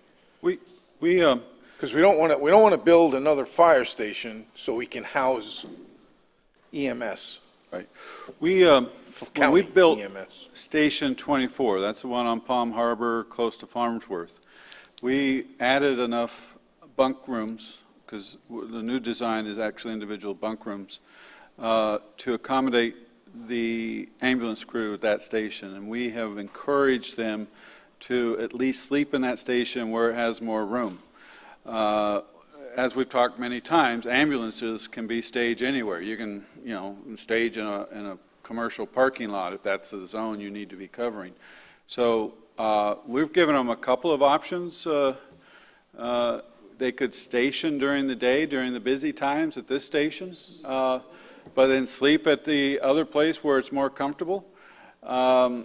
They could move their whole operation into the other station, right, and then station their ambulance wherever it needs to be at that time. It also would accomplish one of our goals, and that is to get an ambulance that serves both the high volume area of the C section, the F section where it is, but also gets it closer to the northern section of the community. All those things we have been encouraging. We have, you know, and cannot require or dictate, but we are taking the position that we're remodeling this, that it will still accommodate their crews, but we're not designing around their crews. We're trying to make this station more functional with the lieutenant office, and which is a bunk room, versus having a separate area, separate room that's made just for 2 people. That just is not very functional. So I think we're trying to address those. We're hoping to encourage the county operation and personnel to move up to 24. During the remodeling, they're going to have to make some changes. And so maybe that's a good time for them to see how that works at 24. Maybe they'll decide to stay. Those are the conversations we need to Saying, have. Mr. Lennon, that the county can decide which of the city's fire stations they choose to occupy? We have historically, yes, have never told them where they had to be. I guess we could because it's our stations. But that's never, we as staff have not been, we're not trying to make them do anything at this point. We're trying to be cooperative, but still have a more functional, comfortable fire station. Council questions, comments? We'll open the meeting from the public. Anyone from the public wish to be heard on agenda item number 9?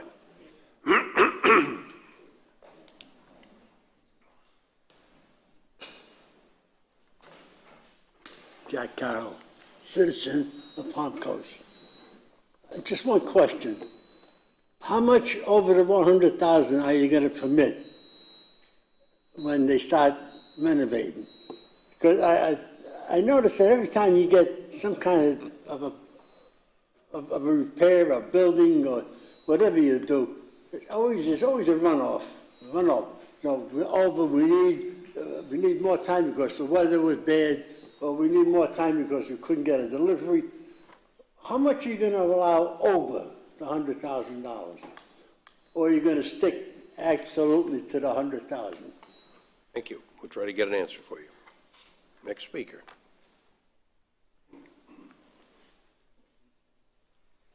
Good morning. My name is Sims Jones, resident of Palm Coast. And I'm a retired New York City firefighter. And a big thing with me is safety. I used to drive the fire trucks, both engines and trucks, and carbon monoxide is a big thing.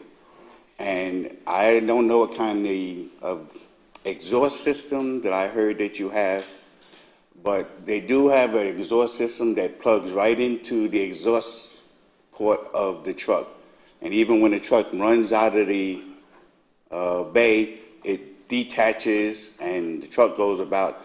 But that protects those who are in the firehouse because carbon monoxide does build up. It gets on everything. And, you know, even though you might not think it's building up all the time in a firehouse.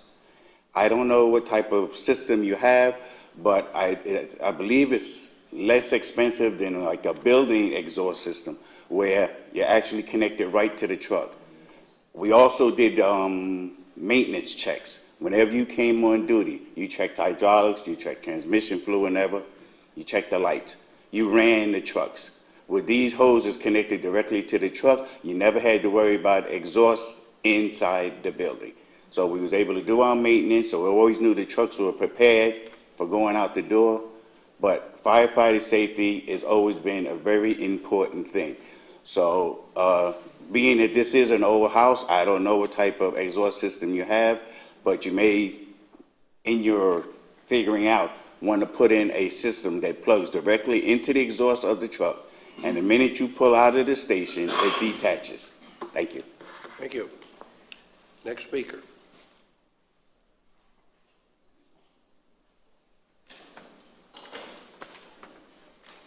Good morning, George Mayo, Palm Coast. I believe our firefighters deserve a better station than what they have right now from what it sounds like. And I think this $100,000 plus or minus would be very beneficial for them. I don't think anybody deserves to work in those quarters with what it sounds like. But also, from an article in the News Journal recently said, since the building was built so long ago, you are limited to the type of trucks or engines that can fit in there.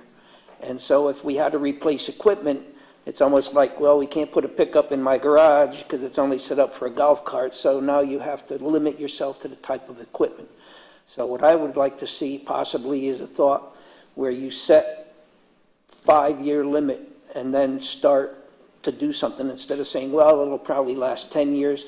10 years down the road, you could say, well, it will really last another 12 years, and et cetera. So I would almost like to see the council set a limit as to, okay, we'll do this now, but look into the budget 5 years down the road and say we have to start doing this then. So thank you. Thank you. Next speaker. Next speaker. So you don't approach the podium, we'll close the public portion of the meeting, back to council. But first, how much overage? Well, actually, the budget, the construction budget, correct me if I'm wrong, is about $85,000 with a 15% contingency. So the overage that we are considering is about a $15,000 over the 85. As is often the case, there are unexpected, unanticipated problems that may crop up. So, but I'm saying 100,000 is our cap. Chief, the exhaust system, you're contemplating an exhaust system that exhausts the Correct. entire bay. Correct. Whereas you have exhaust systems that hook directly to the truck. Have you looked at that? Is that an We option? did, when we began the project, we looked at both systems. We had an engineer on board that did an analysis. The system that we're proposing is a brand-new, complete, all-new ductwork system that is going in place. It's similar to what we have at our other fire stations. The engineer projected that the other system with the hoses was more costly. Okay, and the issue of the time limit. I tend to agree that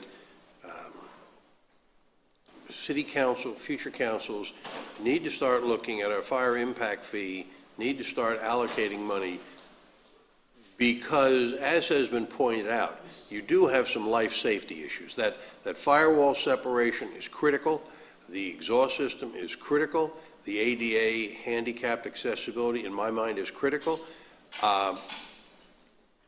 But you're still left with an old station with structural limitations. So I'm going to encourage city council to look at this in future budgets, and I don't know if 5 years is an appropriate time period, 6 years, 4 years, but I think we need to make these improvements now, but I don't think we need to try to tweak this system into, or this building into lasting forever.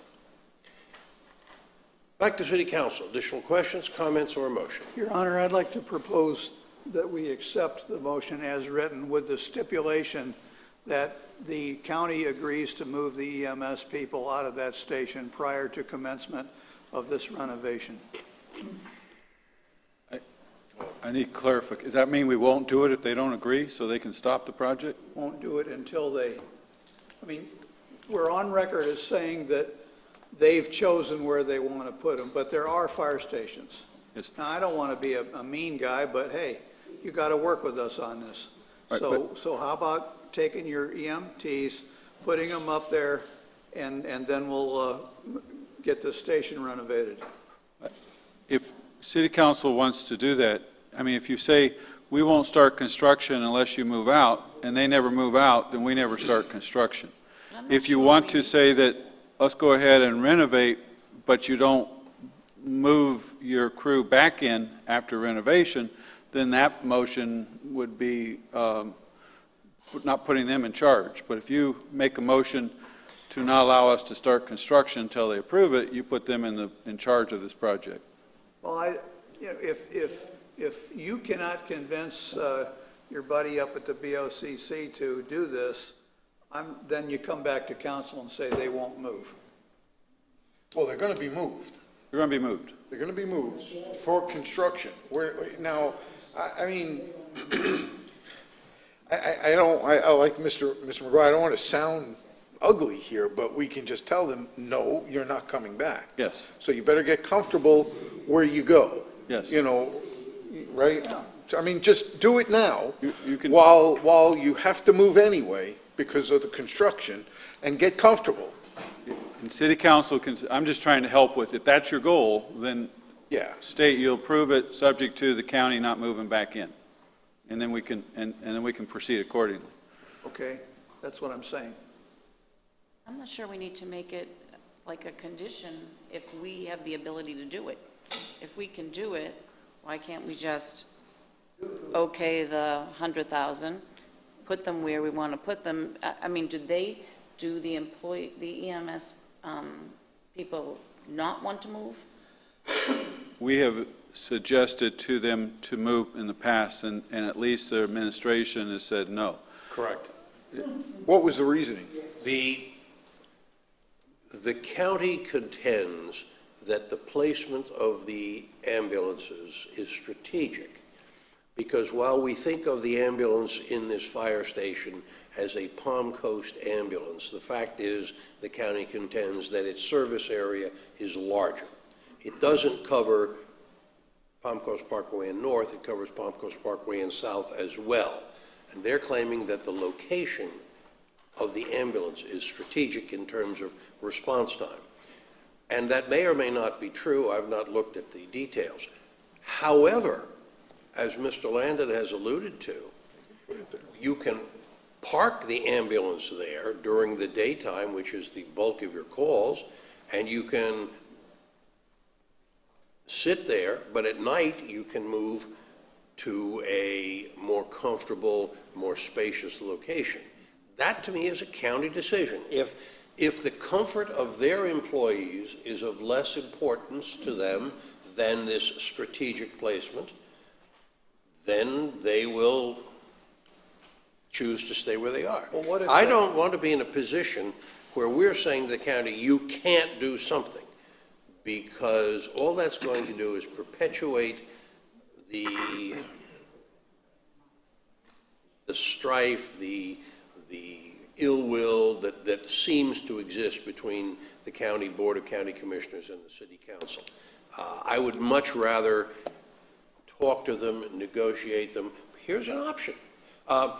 Chief, correct me if I'm wrong, but EVAC, which serves Volusia County, their ambulance is not all housed in a building during the daytime.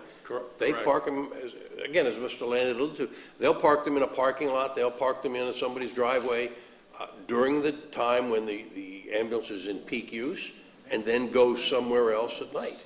That certainly is an option.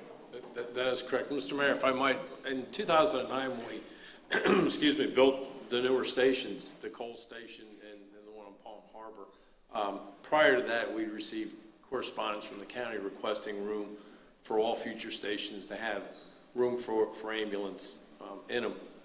When we built 24, that was our goal. We built that station with an additional 2 bunk rooms in it, kind of sort of separated, if you will, from the fire bunk rooms for that purpose. They can come out of their bunk rooms, go out a door, should they be called upon in the middle of the night and not the engine go out. So there was a little bit of a separation, but both stations, the Cole Station and the Palm Harbor Station, when we built them, have room for that expansion, as well as this 25. 25's got 11 bays in there, or 11 bunk rooms, and part of that concept was for that expansion, possible ambulance, ladder company, engine companies, as you know, it varies. But we do have the room in that northern station, and in fact, 23, the one by Indian Trails, although it's a bunk room type area, it would house 6 people comfortably in that. So, yes, this was built in 1977. It was not built for people to live in. It was built as a volunteer firehouse all those years ago, because that was what we were. We were a volunteer department. We've gone into a combination where with the paid people, and now we're housing people in a building that wasn't designed that way. And I would suspect that in 5.5 years, when we build a new station, or 6 years, that we will build it also with the individual bulk rooms, providing the county the opportunity to be there if they wish to be Well, there. our prototype is that design. But as I recall the discussions that we had several years ago about a new fire station, we were going to demolish the station on Clubhouse Drive and relocate the station a little bit further south onto Colbert Lane. That's our decision. Now, the county, in 5 years, when that happens, or 6 years, they may say, no, we don't want to be on Colbert Lane, we must be on Palm Coast Parkway. That's your option. Here's a place you can park it. You can park it in the expanded parking lot for the community center. You can park it there during the day, and you can sleep wherever you'd like to at night. I'd like to provide as much flexibility for the county as we can. And I would too, Your Honor, but here's what I'm hearing that's bothering me is, okay, this is our fire station. We built it, we maintain it, we populate it. Would you please move your EMS people to another station? But if you say no, we'll just roll over and accept it. Mr. Mayor. because that's what we've done up to now. I don't want to play hardball either, but this is our property, our city, our firehouse. And unless there's a truly legitimate reason, I mean, there could be. It doesn't sound like a legitimate reason for them to be sleeping in there and making everyone, you've got five men and women in there who are uncomfortable, when we could make all of them comfortable. And it just doesn't, it doesn't make sense. But I agree with you, Mr. Mayor, is that we, as diplomatic as possible. I agree with that, too. Mr. Di Lorenzo. I understand what you're saying, Bill, but without having the information, the call volume, the call locations, I'm not comfortable saying, no, you need to be elsewhere, just because we want to have our people be more comfortable. I assume that they know their locations of where they need it to be because of, for an efficiency point of view. It would seem to me that being on the Palm Coast Parkway corridor all the time, or the majority of the time, also how they move the ambulances in and out from over the bridge, and so they're bringing them over the bridge and relocating them back at our station or along that corridor. That seems like they know that decision certainly better than I do, because I haven't seen their ambulance data to say. I can say that they will be as efficient if they're located up on Farnsworth. Here's my problem with that, Jason, is this, and I hear what you're saying. We don't have anything to say about the ambulance service. That's their call. It's their plan. It's their strategy. So that's not my problem, how you deal with your ambulances. I'm concerned about how I can help my firefighters. I understand what you're saying, but what I'm saying is that if that's the best place for the ambulance to be for the citizens, that's more important. So, but we're talking about during sleeping hours, not all the time, because Right. all the time the ambulance can be anywhere. Yeah. So we're talking strictly downtime, and we're talking 2 miles difference. Okay, so I'm not buying it even if they come to me and say that's the truth. I'm just not buying it, because I just don't think that 2 miles is going to make that much of a difference. And the time frame, because like I said, during, if it's busy during the day and all, they can put the truck in the driveway at the fire station. They can go and hang out in the common area, that kind of stuff. But I don't know. But again, we need to talk to them. We need to. But I don't think the project, this item on the agenda should be changed because we're waiting for an answer from county. Right. Regardless of whether or not they say yes or no, we still need to make the upgrades in that area for our people at least, and also them. Yep. Can I make a suggestion as maybe a compromise, and that is that we obviously during construction, if you approve this item today, we'll move them, they have to move out. Our people are going to have to make adjustments also. And then only allow them back in if the county can present a argument, kind of a logistical operations argument that city council would approve, say, yes, you can move back in at night because you've convinced us from an operational standpoint it's important. And put the burden on them to say that they want to come back in, and then you can decide at that point if they give you the justification. And then in the meantime, we'll try to work together to come up with something that's acceptable to everybody, so there isn't any of this debate going on, because that's the best solution, in my opinion. Your Honor, I withdraw my motion. I think we have a consensus as how we'd like to proceed. I agree with the Vice Mayor. We don't want to stall our project over an issue. If the county wants to make an issue out of this, they have several options. They're going to have to move out during construction. And they can pick any of the other stations that they want to go to. Probably the one up by Farnsworth would be the most logical. Their staff may find that, ooh, I kind of like this here, and I think we just prefer to stay here. Well, that's something they can communicate to their fire chief and their emergency management director, and that'll help influence the situation. But meanwhile, yeah, I think with Mr. McGuire's motion withdrawn, we're still looking for a motion, but I would suggest a motion to approve this amount and then to encourage staff to discuss the county with what the options are. There really is no option during construction. Right. Yeah. And we'll present our issues, and they'll present theirs. And it is their EMS system. Although, to an earlier point, Mr. McGuire, it would be nice if they paid us rent. Well, we could always do like what my wife says. If I go out when she doesn't want me to go out, she says the locks will be changed. So we could change the locks. Anyway, okay, we're still looking for a motion on this agenda item. Move approval of agenda item number 9, a resolution approving expenses not to exceed $100,000 for fire station Second. number 22 improvements. Moved and seconded. All in favor signify by saying aye. Aye. Opposed? Motion carries without objection. Mr. Landon, you've got your Yes. marching orders in terms of communication on this issue. Thank you all. Tongue devil you. This brings us to the consent agenda items 10 through 15. This is something that the county acts on as a group unless somebody from the audience would like either to comment on one of the items or ask that City Council remove one or more of the items for more discussion. Correction, Mr. Mayor, city. You said county. You see that? You got county on the brain. Anybody from the city sitting here would like to speak on any of the consent agenda items or ask City Council to remove one or more of the items? 12 and 13. 12 and 13. Do you wish to comment, or do you simply want more presentation?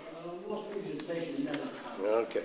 Is there a motion to approve consent items 10, 11, 14, and 15? So moved. Second. Moved and seconded. All in favor signify by saying aye. Aye. Opposed? Motion carries without objection. Agenda item number 12, Mr. Landon. Mayor, City Council, this is part of our capital improvement program. It's actually 2 restrooms. One of them is at Indian Trails Middle School, part of our Indian Trails Sports Complex. As you know, we have a joint use agreement. We have 4 fields on the city property, park property, and 6 fields on the school property. The very, very popular sports venue, busy all year round, really, with a variety of sporting events, practices. Interesting that our 2 fields, these are soccer, lacrosse, flag football type fields. Our 4 fields on our property have 2 restrooms. The 6 fields on the school district property have 0 restrooms. And so we have to bring out porta potties. Practices are a challenge. And so part of our plan is to construct permanent restrooms there in conjunction with the school district that will be open to all the sporting events, practices, et cetera, but also used by the schools.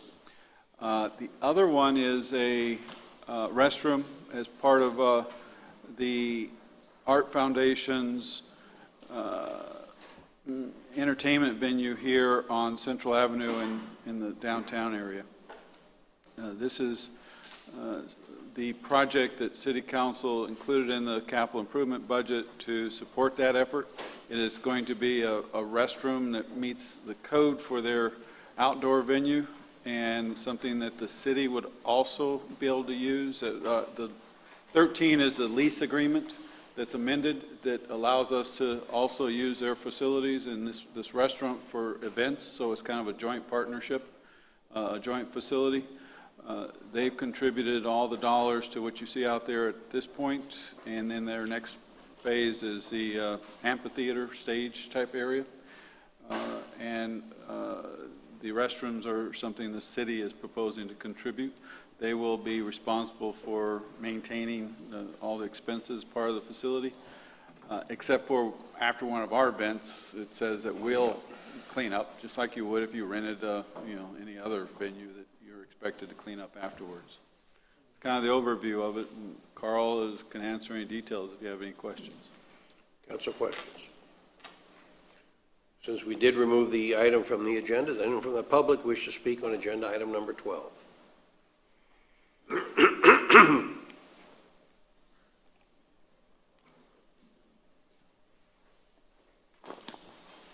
Jack Carroll.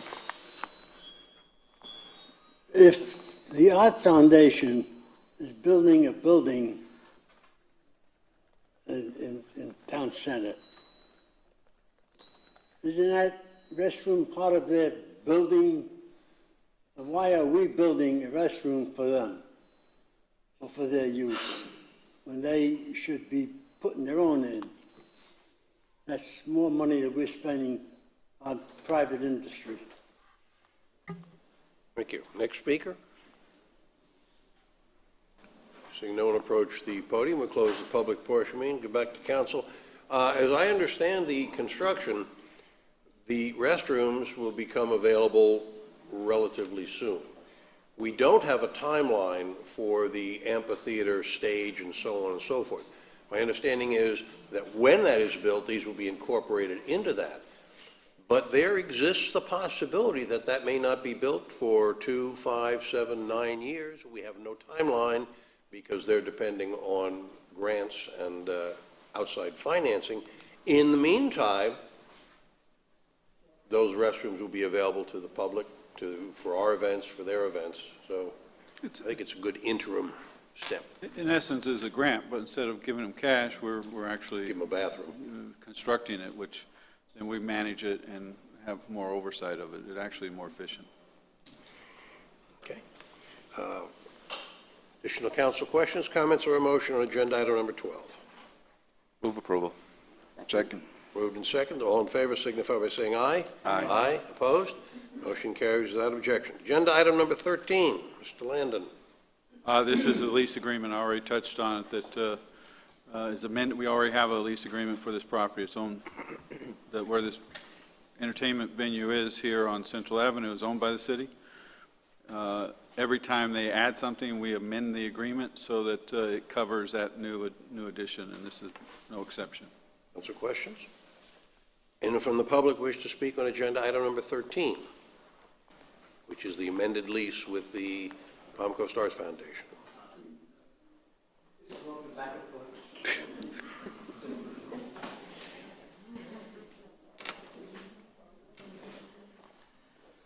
Jack Carroll. What I don't understand is, I know this is what you do right is right, but if somebody comes to you and says, well, I want to rent, I want to buy or lease a piece of property, don't they lease the whole thing? Don't they lease it? They say, well, we're going to build a building and it's going to take 54,000 square feet. What do? You lease out 20,000 at a time? Or don't you lease the whole thing at one time? You know, you say, well, this is it. You want all the property or you don't want none of it? But I don't understand why you go on, every time they build something, they give them a new lease. Why do they just have a lease for the whole thing? And then you don't have to worry about it. That's what I don't understand. Thank you, sir. We'll try to get a explanation. Next speaker. Seeing no one approach the podium, we'll go back to council. Mr. Carroll's question, why not just one lease that covers the total project? Unlike a commercial developer who comes in, who has the funding, who has the plan, has the site plans, this continues to be a work in progress. They're only going to build what they can fund, and we don't know, and they don't know ultimately what they're going to be able to fund. So to write a lease that had very, very broad opportunities might not be appropriate if they're doing something less than that. Amending the lease every time they make a change, I don't see that as a huge problem. Bo, do you have any comments? Just, this is a piece of city property that we're leasing, so it's a public asset, so we're very careful in controlling how and when the property is used. And so instead of trying to cause brain damage and think of all the outcomes 20 years down the road, we're just going to go one step at a time. Is that if once they construct their first building, I'll tell you the lease will be a lot more complicated than it is today. But at this time, it's a good public-private partnership that without the Arts Foundation, that property can only be used for a cultural arts facility. The city does not have any plans anytime soon to build a cultural arts facility, so it's a good partnership that will be able to use the property for our events, as well as the nonprofit that provides those community events to residents alike. I would just add to that the lease, this amends the lease is still intact, and that covers the entire property. This just amends it to address the latest improvement on the property. This brings us to the public participation portion of the meeting. This is the opportunity for the public to speak. I'm sorry. Is there a motion on agenda item number 13? To approve. Motion to approve? Second. All in favor? Aye. Opposed? Motion carries without objection. Thank you very much. Public portion of the meeting. Opportunity for the public to speak on any item not on today's agenda. Please come up to the podium, give us your name, and limit your contribution to 3 minutes. You're on. My name is Ronald R. Radford. Earlier today, I heard the accounting firm talk about deficiencies. And I had a question. Maybe I should have asked then, but I didn't. But this is the question. What is the disposition on the tickets that were deemed wrong since the courts have said that the red light cameras were illegal? And how many are there? That's my first question. My second question deals with a traffic flow on Cypress Point and Palm Coast Parkway East. When the traffic light turns green so that those people that are continuing over from Cypress Point onto Boulder Creek Road is green, the red light non-signal is on, so that those individuals that want to make a right turn cannot proceed. Why is that? Got an answer to your question. Next speaker.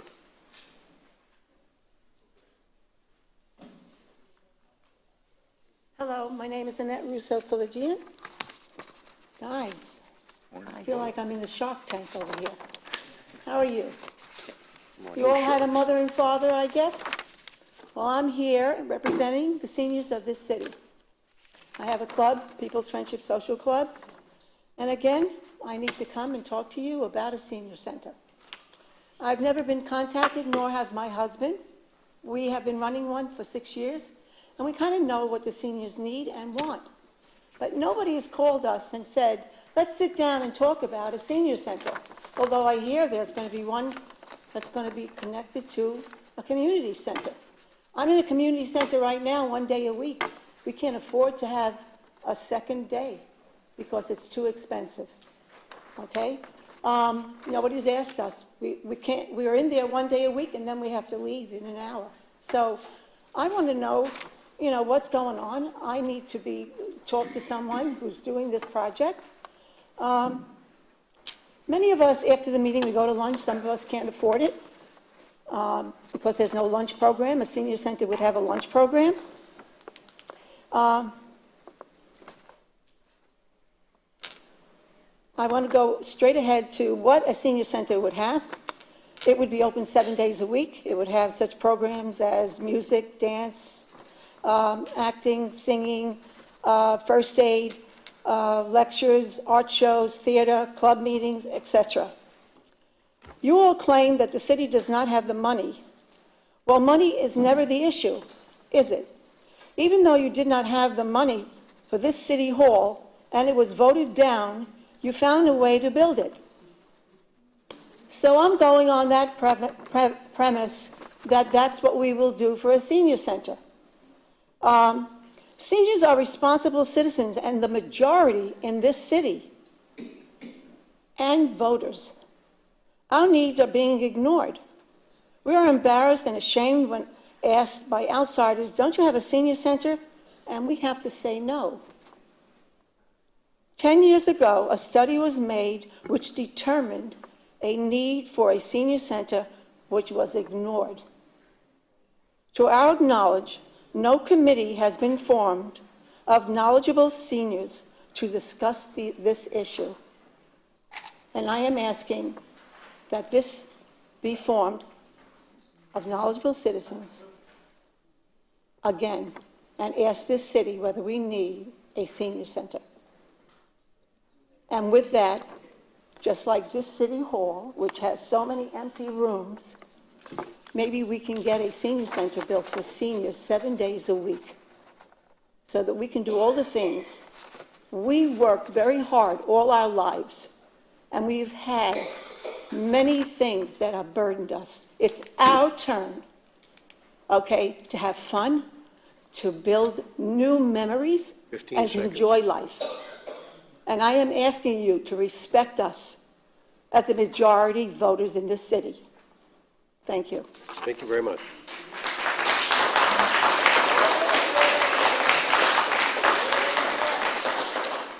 Next speaker.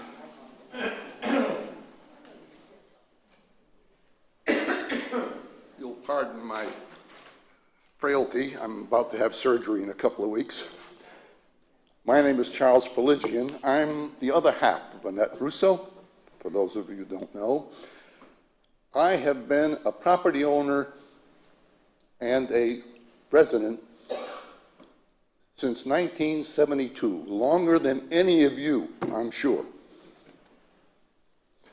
IT&T did a wonderful thing when they set aside land for parks, land for industrial places, land for shopping centers, land for schools, but they made one failing.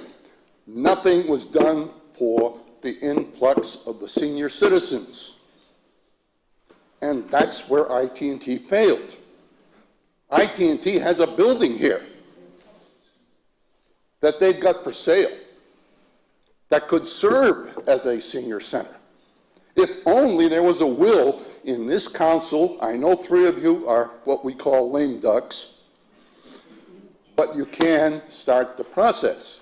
I have not heard one candidate for office in this council ever speak of the need for a senior center, even though 10 years ago that was established. Thank you. Thank you. Next speaker.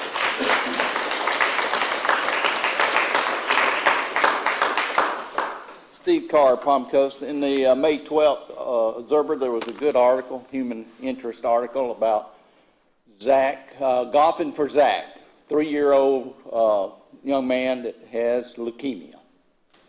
And all of us have realized that there's been an increase in leukemia because of the way it's been talked about on TV, all the commercials and everything about helping the kids that have leukemia. I'd like to read some information because Florida Park Drive has 8,000 cars per day and 560 trucks per day, 60 feet from children's bedrooms, okay? It says the traffic, this is from John Hopkins, traffic presents a unique public health threat due to the toxicity of its emission and the extensive integration into our lives and communities. The stakes are high, including excess cancers and children's asthma rates occurring at epidemic proportion. This threat can no longer be ignored. It must be clearly understood and addressed. Key findings from scientific studies. A Johns Hopkins studies show association between traffic and curbside concentration of cancer-causing pollutants. The Journal of American Medical Association studies links soot in diesel exhaust to lung cancer, cardiopulmonary disease, and other causes of death. A Denver study shows children living near busy roads are 6 to 8 times more likely to develop leukemia and other forms of cancer. I know the city's been looking at it, and we're told, you know, well, wait till the Palm Harbor extension's in. Well, the Palm Harbor extension's in. The traffic's still horrible. Wait till the interchange is in. Well, the interchange is in. Still, traffic's horrible. In fact, truck traffic has increased. And now the city says, well, wait till the widening of Old Kings Road. The problem is children and residents on Florida Park Drive have not figured out how not to breathe until these are done. It's just not possible. So we're asking, we need some help, and we need it now. We don't need it 5 years from now. We need it now. And so that's all. I'm just bringing out the facts that's there. Our road did not just become more busy. Our road was made more busy by turn lanes from the two parkways, by reclassifying the road as a major collector road. Only people that can fix this is the city, and that's what we're asking. Please fix it. This is a residential area where there are children, elderly, and just regular residents, and we really need some help to protect our health. Thank you. Thank you.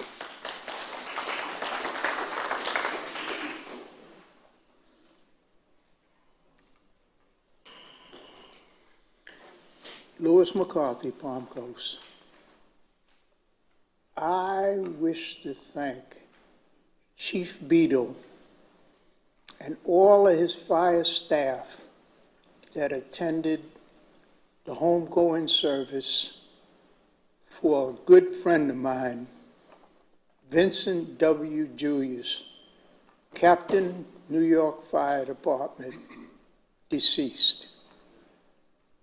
And just to see all of him, his staff, and others from surrounding areas and come from New York and everything to see them yesterday really took me back. And when you talk about the fire station here, safety is the ultimate thing. And why they didn't have a firewall in there before, and this exhaust system looked up to that and everything, I have no idea why. I also would like to thank whoever was listening about Boulder Rock, because it's functioning pretty good now, and it'll look better in days and weeks and months to go. But thank you again, Chief Beadle.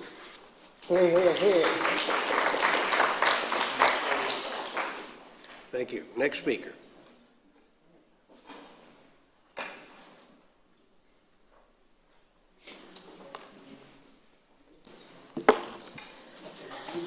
Good morning. My name is Carol Casso.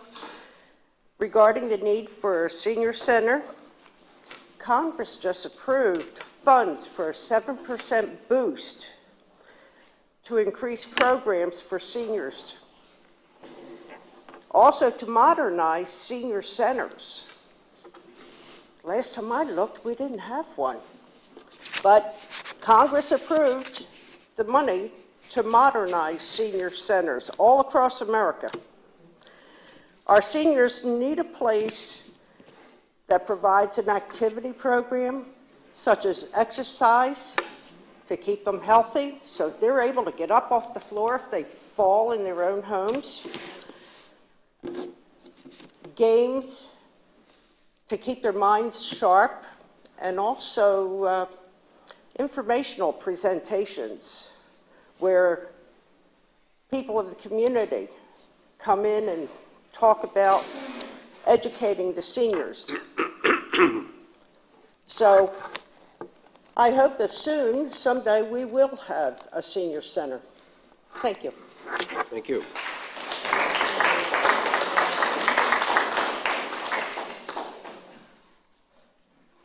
How you doing? My name is Pastor Sims Jones. I'm put on my different hat. You know, the Bible says that we are to honor our mothers and our fathers. That means there's a great need to honor those who have brought us into this world and who have taken care of us. If you look around this room, you see there's a whole lot of senior citizens. When I first moved here to Palm Coast, one of the things I was told was this was a beautiful community for seniors to be in. I even told my own mother and father about Palm Coast, and shortly afterward, they moved here to Palm Coast. My mother-in-law, she's no longer with us, but she came down here to Palm Coast. One of the things that she always loved was going to a senior citizen center, conversing with her friends and doing things. One of the problems was when she moved down here, there was no senior citizen center for her to go to. And I thought that was a crying shame then, and I've been fighting for senior citizens ever since then. Even when Volusia County tried to take over our senior citizens operation, I fought against it because these are our people here in Palm Coast, and we need to keep our senior citizens happy, healthy, and strong. And the only way we're going to do that is to give them something that is theirs, something that will keep them viable, something that will keep them happy, something that will let them know that they are still loved and are concerned about in the community. So I beseech this body that we need to look into the Senior Citizen Center and what we need to do to take care of the seniors. They were here, excuse me, I have a slight cold. They were here a long time before I got here, and they are still here now. And we need to look at them, do for them. We've done dog parks, we've done bicycle things, we've done things for everybody else, but we have not done nothing for our seniors. And we really need to look at doing something for our seniors.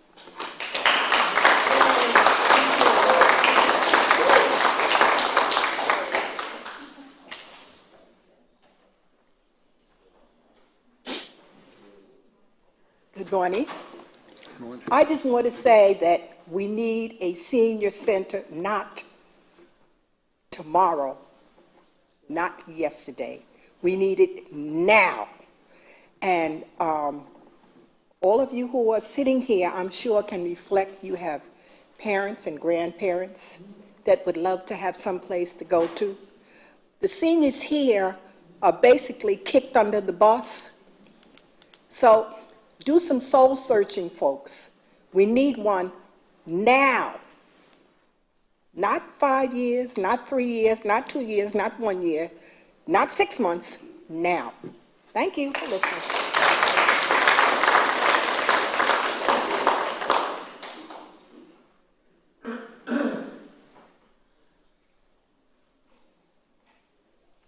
Hello, my name is Josephine Zanella, and I'm new to your community. I was very disappointed in Palm Coast without a senior center. I come from a small town in Massachusetts. Within 10 miles, we had 4 freestanding senior centers. You could go there anytime. There was blood pressure clinics, medical advice, exercise, a food program, and they were highly used by the people in the communities. Palm Coast has got a lot more people. There was 40,000 people in these 4 communities. And I don't understand why there is no senior center in this town. All I hear is budget, budget, budget. I would like to know personally what each one of you has against a senior center. Thank you.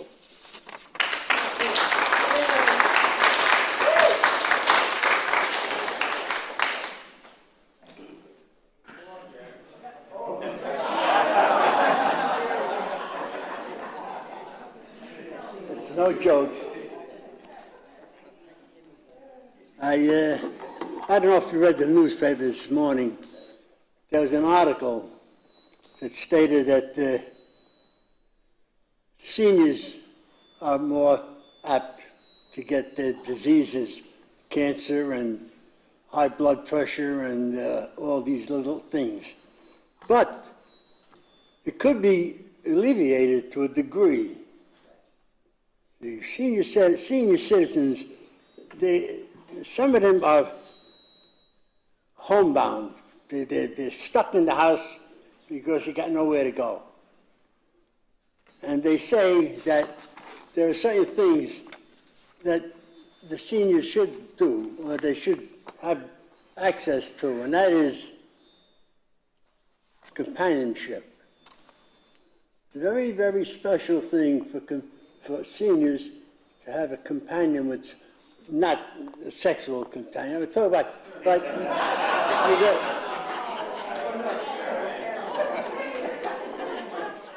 That's okay, it can be special. I didn't mean it that way. You opened that door, Jack. I know.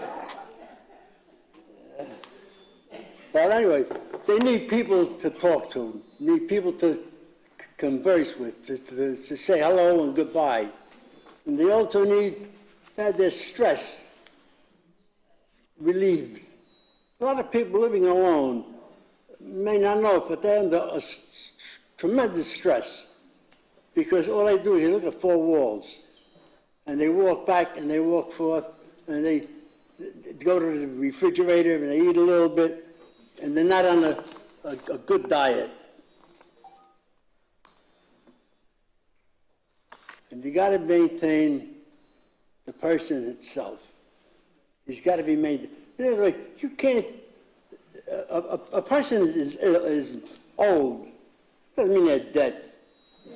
When a person starts to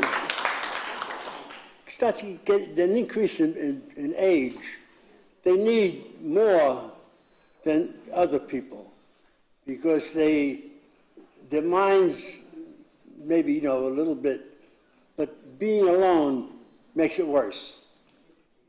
So you have to have somebody and something. You go to like these people are talking about a senior center.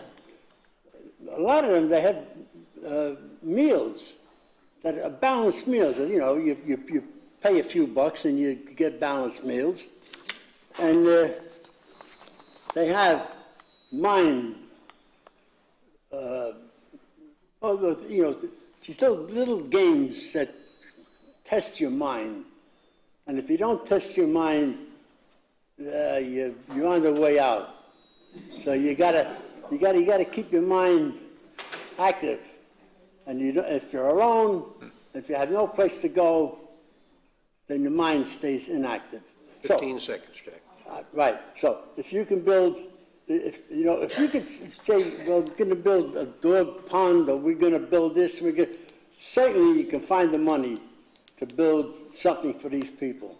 And Thank myself, you. of course.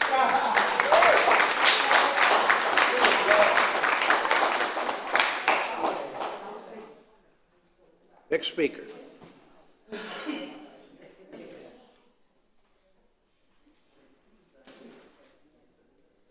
morning, George Mayo, Palm Coast. Number one, today you honored our Public Works employees. Anytime I've had a question, called them up, or a problem, it has been solved immediately and very cheerfully. So I want to commend the city for the Public Works department that they have. I'd like to say thank you to Chris Quinn and his staff and the city for keeping our city fairly healthy financially. You talk about 3 minutes. I wonder if it's possible during public participation to get a 3-minute timer on one of the screens so that the person can look up and know how much time they have left, if that can be incorporated. At a county commissioners meeting yesterday, they approved a revised ordinance for no speed zones for the manatees. And every entity, city, town that is on the intracoastal is part of it unless they opt out. I'm sure Palm Coast does not want to opt out. That is mandated and monitored by Florida Fish and Wildlife and the Sheriff's Department for speed. In cooperation with that, I'm wondering if the city could put that on their website and on their newsletter that they send out with utility bills, just reminding citizens of the no speed zones for the manatees. And lastly, I'm assuming, I think, that these chairs that we sit in were temporary, and or are they permanent? And I think we're still waiting on chairs. I'm just curious as to what happened to that. Thank you. Next speaker.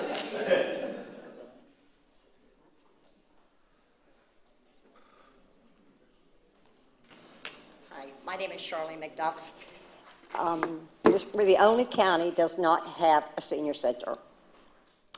And I've spoken to so many people that, like Mr. Carroll said, that are in a depression, and they would like to have something, not just 5 days a week, and we call it a senior activity center. They need something 7 days a week, have some food, go out and enjoy, either have exercise, meet with other people, get them out. There are so many people in our county, in our city, that do not have transportation to get out and go to a senior center. You call it a senior center over here at Wickline, you call it down here on 100. They are not a senior center. And I speak to so many people, and they've told me that we are the only county that we do not have a senior center, and I think it's a shame. Of our population, everything else growing here in our county and our city, and we do not have a place for our seniors. Thank you. Thank you.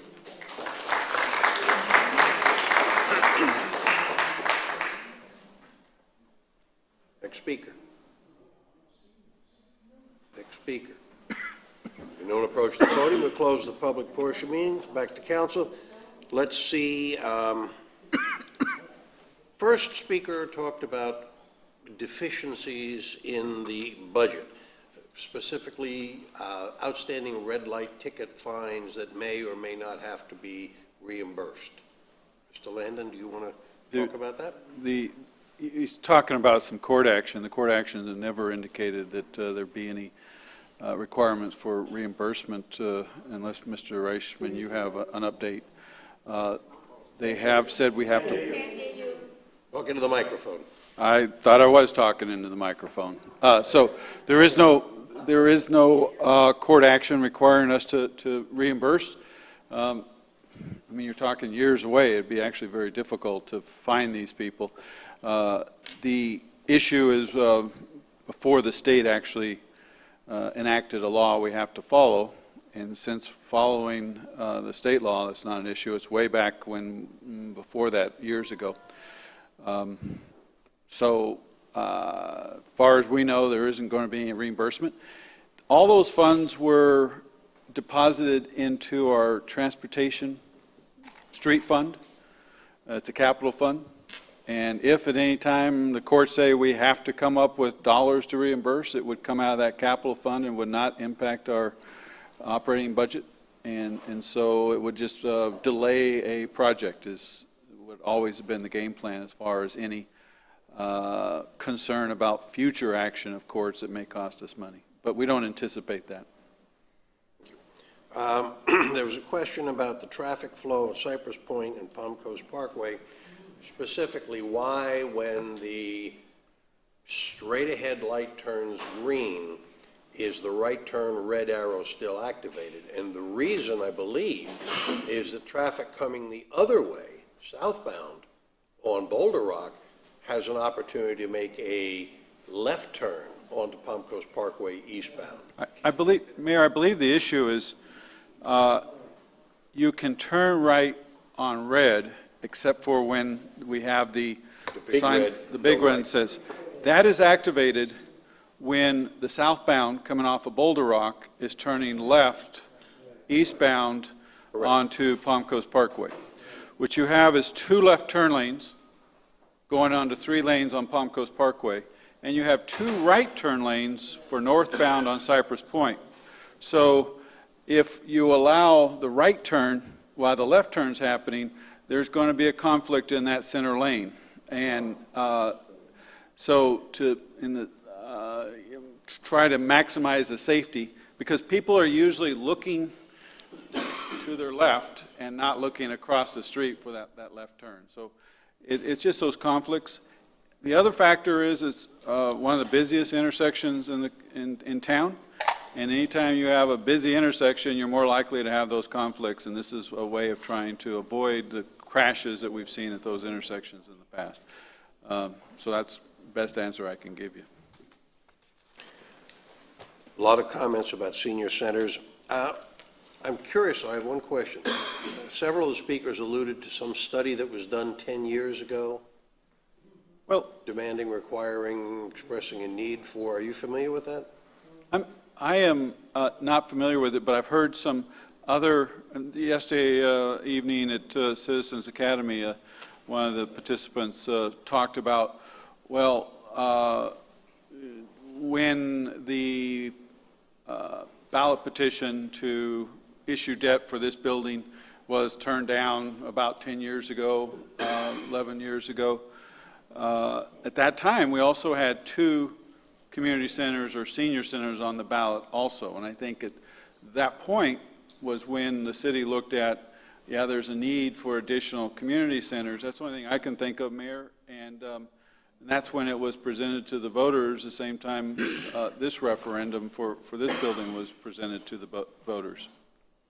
And the original, because I was on city council at the time, the original proposal was a combined referendum for a city hall and 2 community centers. It was at my insistence that then city manager Dick Kelton separated into 2 separate referendum questions. Right. Both referenda were defeated, however, the senior centers by a lesser margin than the city hall. But I think it's important for everybody to remember that the referendum was for a bond issue, to borrow money and incur debt. This city hall was built without borrowing money and without incurring any new debt, so there is a difference. Mayor, if I was wondering if perhaps they're referencing the Parks and Recreation Master Plan, which includes some community centers, but that's in our plan. That's in our future capital plan. So even if that's the document that's being referenced, that is part of our future plan. If I may, with the senior centers, when I ran for office, I thought there was enough activities for every senior that's in Palm Coast. I even made a reference to, well, they have bingo, because I had no clue what they needed here until my mother came into town. When my mother came into town, we were looking for senior centers like we had up in Massachusetts, where every town had a senior center, and you could go there, get a meal. They had classes they were teaching, but it wasn't part of a community center. It was its own freestanding senior center that had things just for seniors. And I think that's what they're looking for, not a community center, but a senior. That I know we need money, and I don't know where the money would come from, but Recognition of a problem 10 years later. if possible, maybe we could have a workshop and look at different buildings that might be in Palm Coast to, that we could rent or something to have a senior center in, until we figure out a plan to get it into the budget.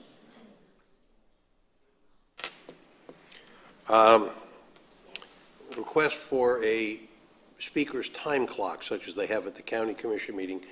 Over the years, we've discussed that several times, and we felt that that was more intimidating than the approach that we use. But we can do that at any time. The county uses an application that's available online. It's easy enough to do if that's what city council thinks we ought to do.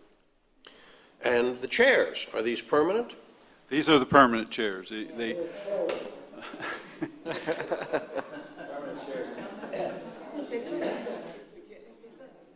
Maybe you can turn up the volume there so we can hear. Okay, city council. That brings us to discussion by city council of matters not on the agenda. Mr. McGuire, we'll start with you, sir. Is it still Civility Month? No comment. Mr. Nobile. Just one thing, I guess, talking, I deal with a lot, I see a lot of the seniors out in the street, and they stop me, and we have conversations, in regards to the senior center, as some of you know.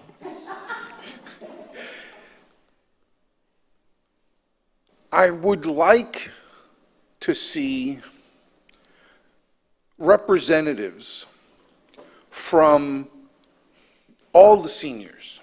You have a group here, but there's a lot more seniors out there, right? And they all have different needs. And what I would like to start with is, before we start with a building, because it's not a building isn't going to change your lives. It's what happens in these facilities. And what we want to make sure is that what happens in these facilities meet the needs of all the seniors in Palm Coast. I would like to see representatives from all those different, I don't know what you would call them, different groups, sects, factions, whatever, get together with the city, with maybe our Parks and Recreation, and really define what it is we're looking for, and in the activity structure. And then move to, well, where are we, how can we accomplish that? Should we be able to accomplish that? If you look at the surrounding neighborhoods that have. All the other towns. This is Civility Month. You had your opportunity to speak. This is Mr. Nobile's opportunity to speak. But what I would like to hear is what are the main needs? Because I'm gonna apologize up front in saying this. I keep hearing building, and I keep thinking a building is not a thing that is going to make. My father lived with me here for 6 years. Now, for those of you, I've been here living in Palm Coast, not owning property, living in Palm Coast for 35 years. Okay, so I have seen where Palm Coast was, I have seen where it has gone, okay, and I had my father living here, and thank God he was able to drive, but then up the road, we have friends, elderly friends, who can't drive. We have one on oxygen, we have one who can't drive, and we had another gentleman 2 doors down from me who was, who wasn't, he had cancer, but he was going for treatments. You see how those needs are all different. These are all seniors, okay? So we can't just make a bingo site and the people who can drive can get there and it's okay, great. You know what I mean? And then, the people who don't have a voice, who can't come here and talk, don't get served. So we really need to look at this first. There's a bigger picture. And we don't need an outside agency to come in and do an evaluation. We need to do it ourselves. But what I would like to see is how can we define the representatives in our community for the seniors, and then how we can bring them together with the city to say, what do we need to do? What is it we're looking for? How do we serve everyone? And that would be my start. That would be where I would like to say, this is where we really need to go. Because like I said, I have a lot of conversations and they start with, there's a building for sale over here. And I go, okay, what does that mean? I don't want to open a building that half the senior population can't get to, and maybe the programs aren't served properly. So, so I hear you. I'm listening. Every day I hear you. Every store I go to, I hear you. And I got no problem with that. I'm happy. But I want to do it right. I want to make sure what we do is in service of all the seniors and not just a small group. So if we could do something, I don't know if you're following me. Mr. Nobile, if I could add, you all have the Leisure Services Advisory Committee that's made up of primarily seniors, and this is actually the kind of function they're supposed to have, is what are the programs that are needed out there, and so you have that as a basis, and then we could task that group to work with other volunteers to, so you'd have that structure already in place that they could expand just for this, and then and the timing of this is good because whether it's a separate facility or not, the fact of it is the current community center, which is the only real recreational facility we have, is old and tired and doesn't meet the needs of today, and it will go a long ways to serving some of those needs. And so actually putting together a program with the community, through this advisory committee, I think makes a whole lot of sense. And that design is 100% complete. And we are hearing loud and clear that maybe there's some options to move that forward too. So we have identified some people who have their own small group, their own little organizations going on, and we have to involve more, and we have to get involved with this, what's that other entity? The county. Well, I was going to add that too, is that. That word? Some of these programs are actually offered by the county, so we need to include. Right, that's what I mean. Yes. And then the funding comes through them in a Yes. lot of cases. Exactly. So it's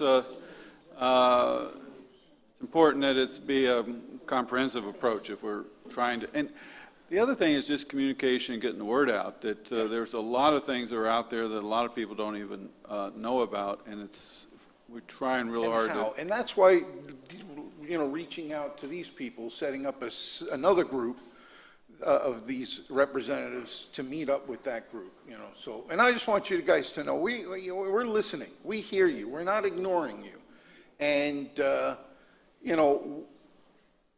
it's government. Nothing's going to happen in a day. It just can't. But, and it probably should have happened sooner, but we're here now, so let's work with it from this point forward. That's all I got, Mr. De Lorenzo. I was just wondering how we're going to go forward on that and make it so that we do get a group together and, we don't just talk about it and then it never happens. How do we get that group together? I'm putting you in charge. No, we will, particularly with the community center, call it a senior center, you can call it anything you want, but the new building, I think it's a great time to get Parks and Recreation involved in the leisure services and reach out to, and our staff talks to these groups and that we can formalize that a little more. So I think that's the right avenue. But to Mr. Noble's point is that these things are, it's not like next week we're going to have a new facility or a new program for them. It will take some time. But I think getting their inputs is crucial. We got to know what it is the different areas are in need of. Get them dealing, because our people are the people who are doing, working out how the programs, the schedules, and that kind of stuff. So they need to hear this stuff way in advance. Right. Not when it opens. So if we can start doing that right now, getting in touch with the people, getting a number out to them, who they should contact as a representative of, some group. It's easy enough to do.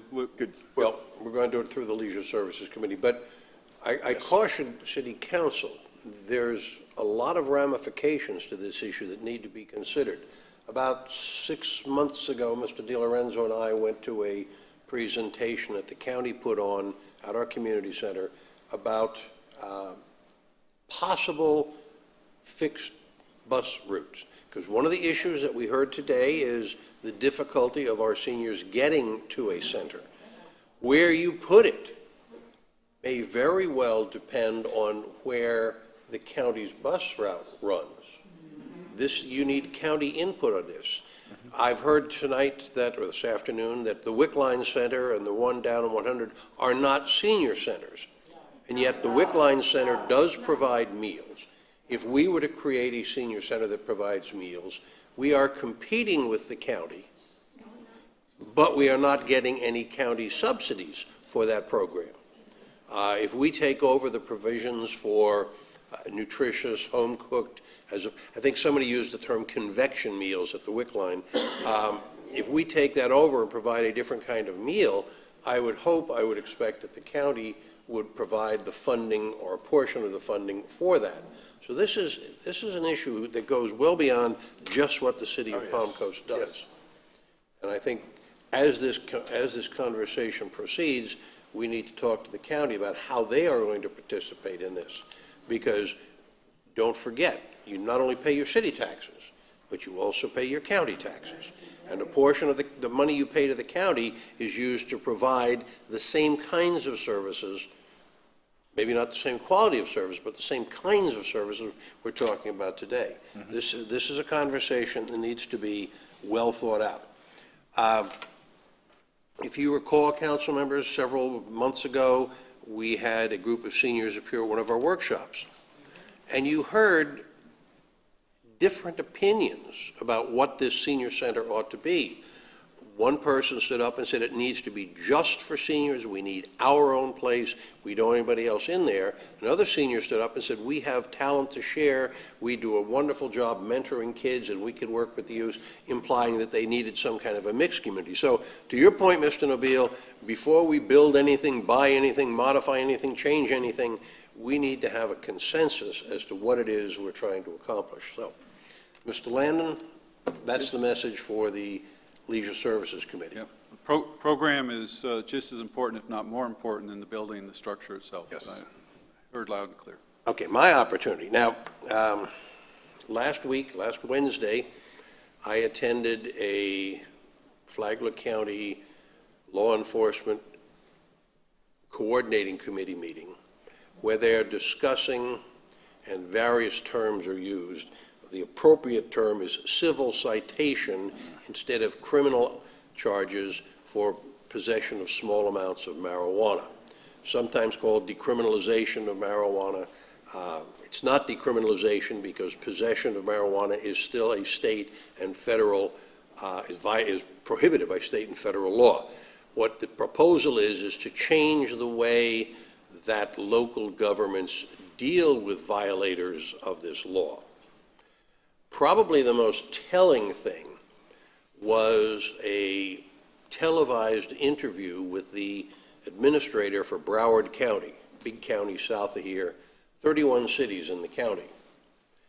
And although she didn't say it in quite as many words, I'm going to try to summarize it. And she says, oh goodness, if we had it to do all over again, we should have taken much more time putting this program together. There were hundreds of unintended consequences that we didn't think about. For example, their ordinance says that for a first-time violation, it's a $100 fine. For a second-time violation, it's a $100 fine. For a third-time violation, it's a $100 fine, or it goes into criminal proceedings. And then one of the participants in this coordinating committee said, well, first-time violation. Does that mean you've got 31 cities, so you can have 31 first-time violations? Oh, that's one of the things we didn't think about. Well, how do you keep track of it? Well, we don't know. We don't have a way of keeping track of it because there's violations within unincorporated Broward County, and then there's violations within the 31 cities. There's a $100 fine. Who gets the $100? Where does it go? What is it used for? We didn't think about that. If you contest the fine, what are your options? In Broward County, they go to the Code Enforcement Board. The Code Enforcement Board of the county, the Code Enforcement Board of the 31 cities. We didn't think about that early enough. So the message, the takeaway message that I got from the administrator of Broward County is before you do anything, thoroughly investigate this, determine exactly how it's going to work, who's going to administer it. One of the comments that I made toward the end of the meeting was, the way you're approaching this, you are going to have this patchwork quilt of differing legislations. Woe be to the police officer who's standing on this side of the street as opposed to that side of the street. This community has this ordinance, this community doesn't. It's very confusing. What I said is that we, the Florida Association of Counties, we, the Florida League of Cities, ought to pool our efforts, go to our legislators in Tallahassee and deal with this issue on a statewide level, as opposed to having this complete disarray of legal approaches to this issue. What was interesting is a representative from the prosecutor's office spoke against the ordinances as they were put forth in a number of communities.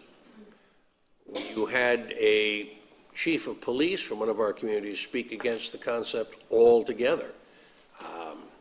We had a resident speak essentially against the proposal.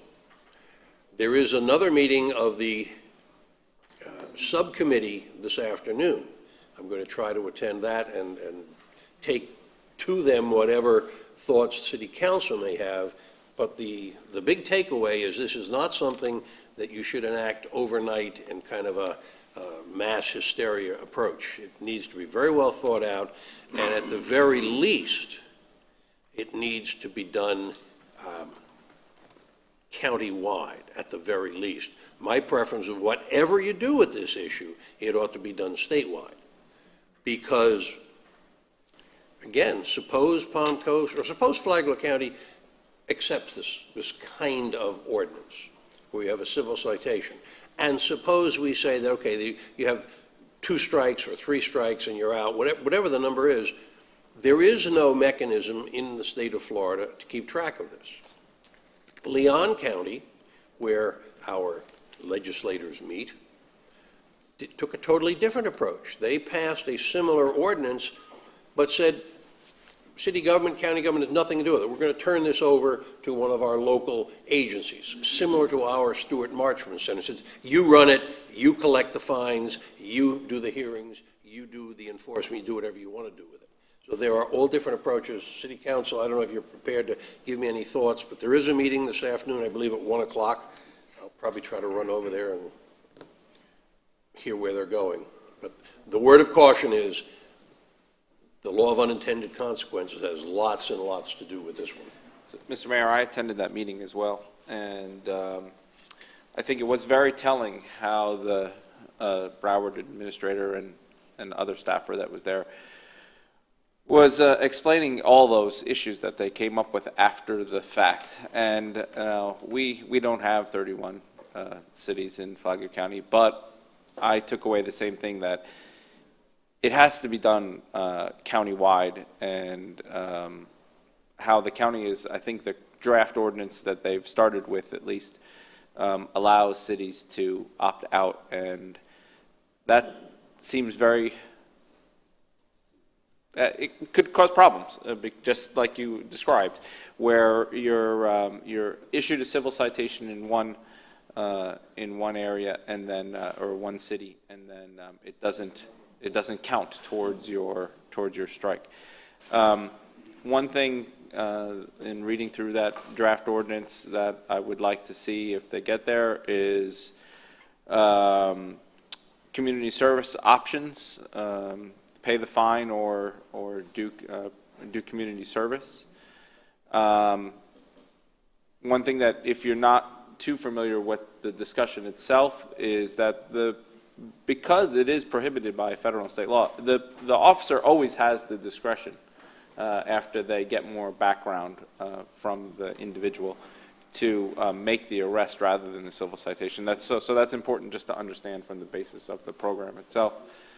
I kind of like the 3 strikes. I like the increasing fines. We were provided a matrix of how different communities are doing it, and for me, that seemed to be a better process.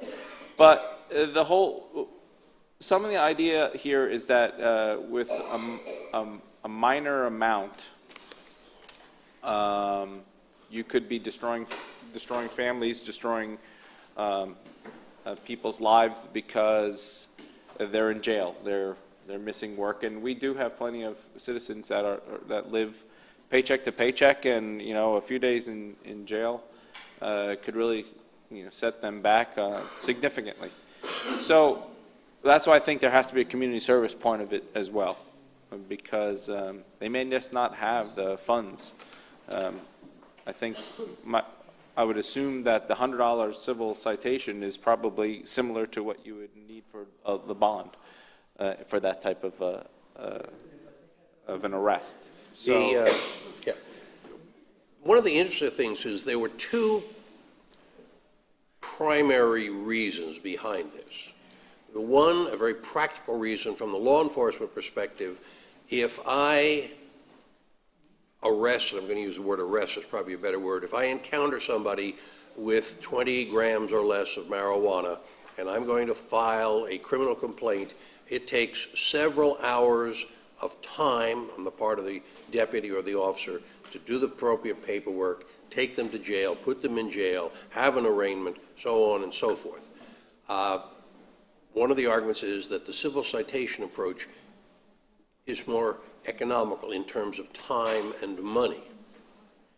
Probably true, except what is it going to cost to administer this work, this community service? I mean, there are lots and lots of issues that are unanswered. The other point that is made, to which Mr.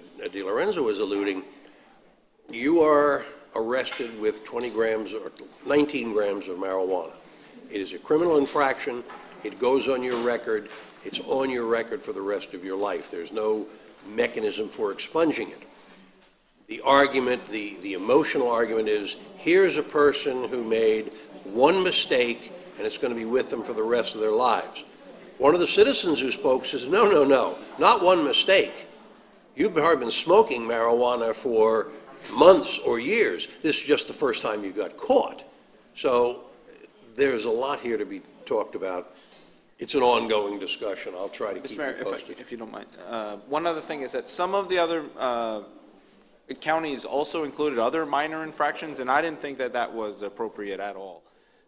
Where they said it's probably a more urbanized area, but if you stole a shopping cart, you could get a civil citation. I don't know.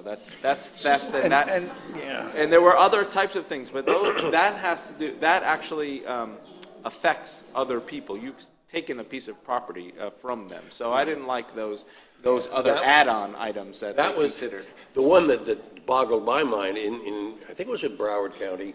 No, it was in Hollandale. They folded into this illegal use of dairy cases. Right. Illegal use of dairy cases. And what are you talking about? You mean you put the ice cream in the milk section? No. It's the plastic bins that dairies deliver milk cartons in.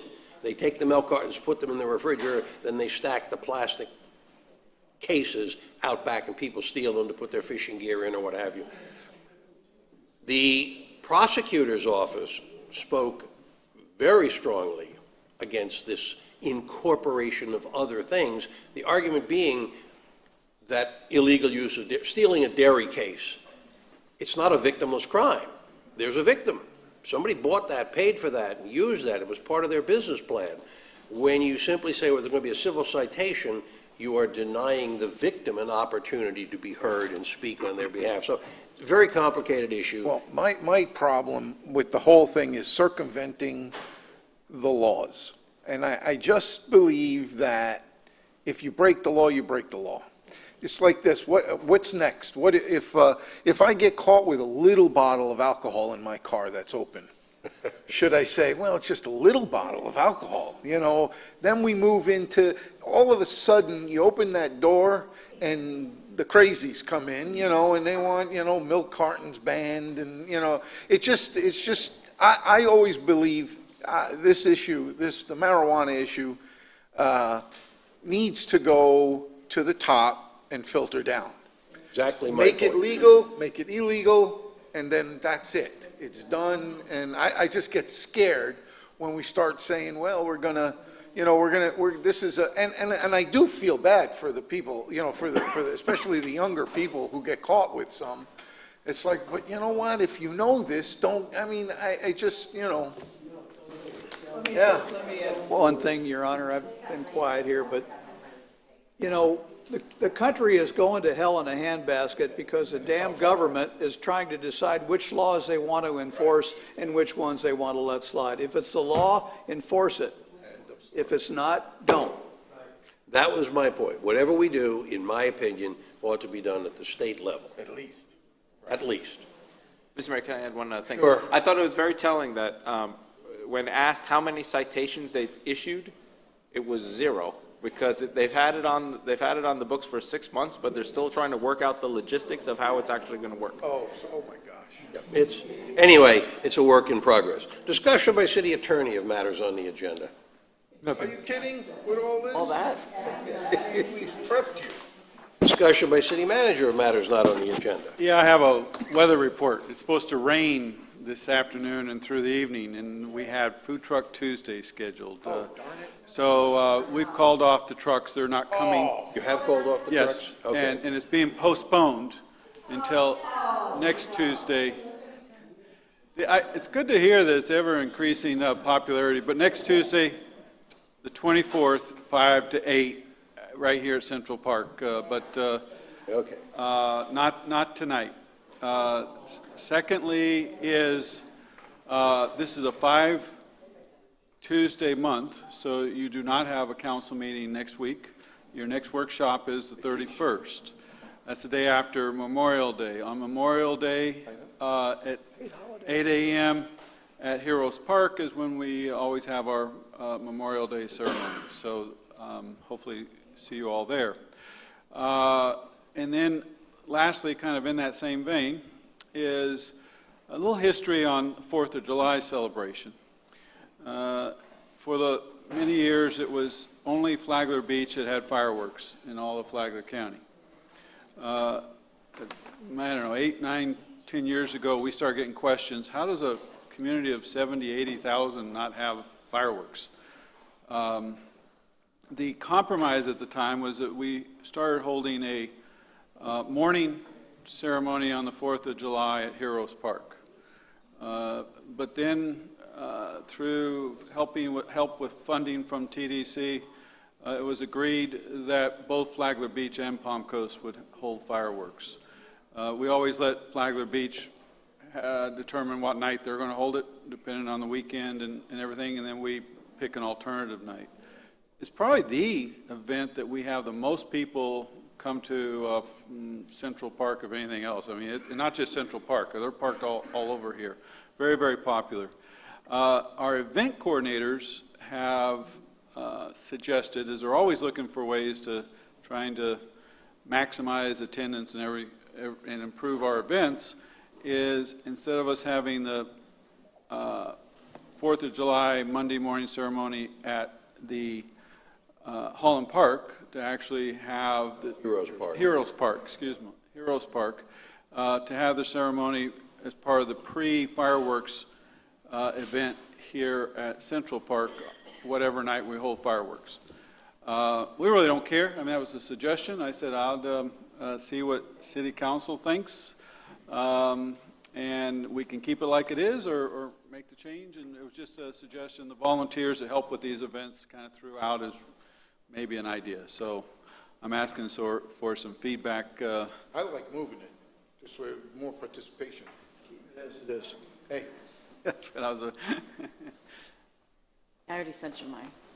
Well, yeah, but I can't put. Yeah, you're telling me we need to have the discussion because I don't want to be. The people that usually go away on 4th of July, people have picnics with their families. They do their own thing. It might be their only day off if they get to do something. So if we have it on a day that everybody can make it, I think it would be better. That would be the night of the fireworks. Is it 4th of July? Right?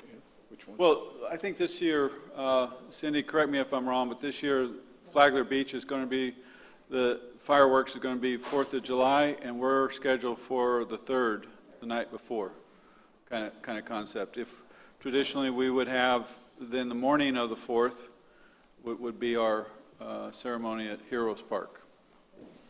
You know, you can do both. I mean, it's really kind of whatever you all want to do. Weigh in? Yeah, I like how we do it now. I think it's an Independence Day celebration. It should be held on Independence Day. And this is not a fall on your sword issue for me, but I prefer the way we do it now.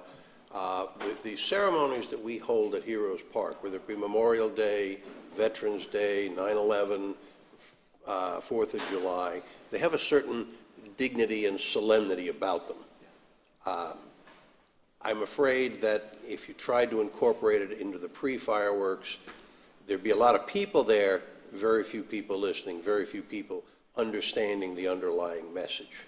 They're very reflective, our events at Heroes. Yes, yeah. I concede. Although I want you to understand that the 3 lame ducks are the ones who voted to keep it. Well, ain't that just ducky? With that, I'm finished, Mayor. Have a good evening or afternoon. Motion to adjourn. Motion to adjourn. We stand adjourned. Thank you all.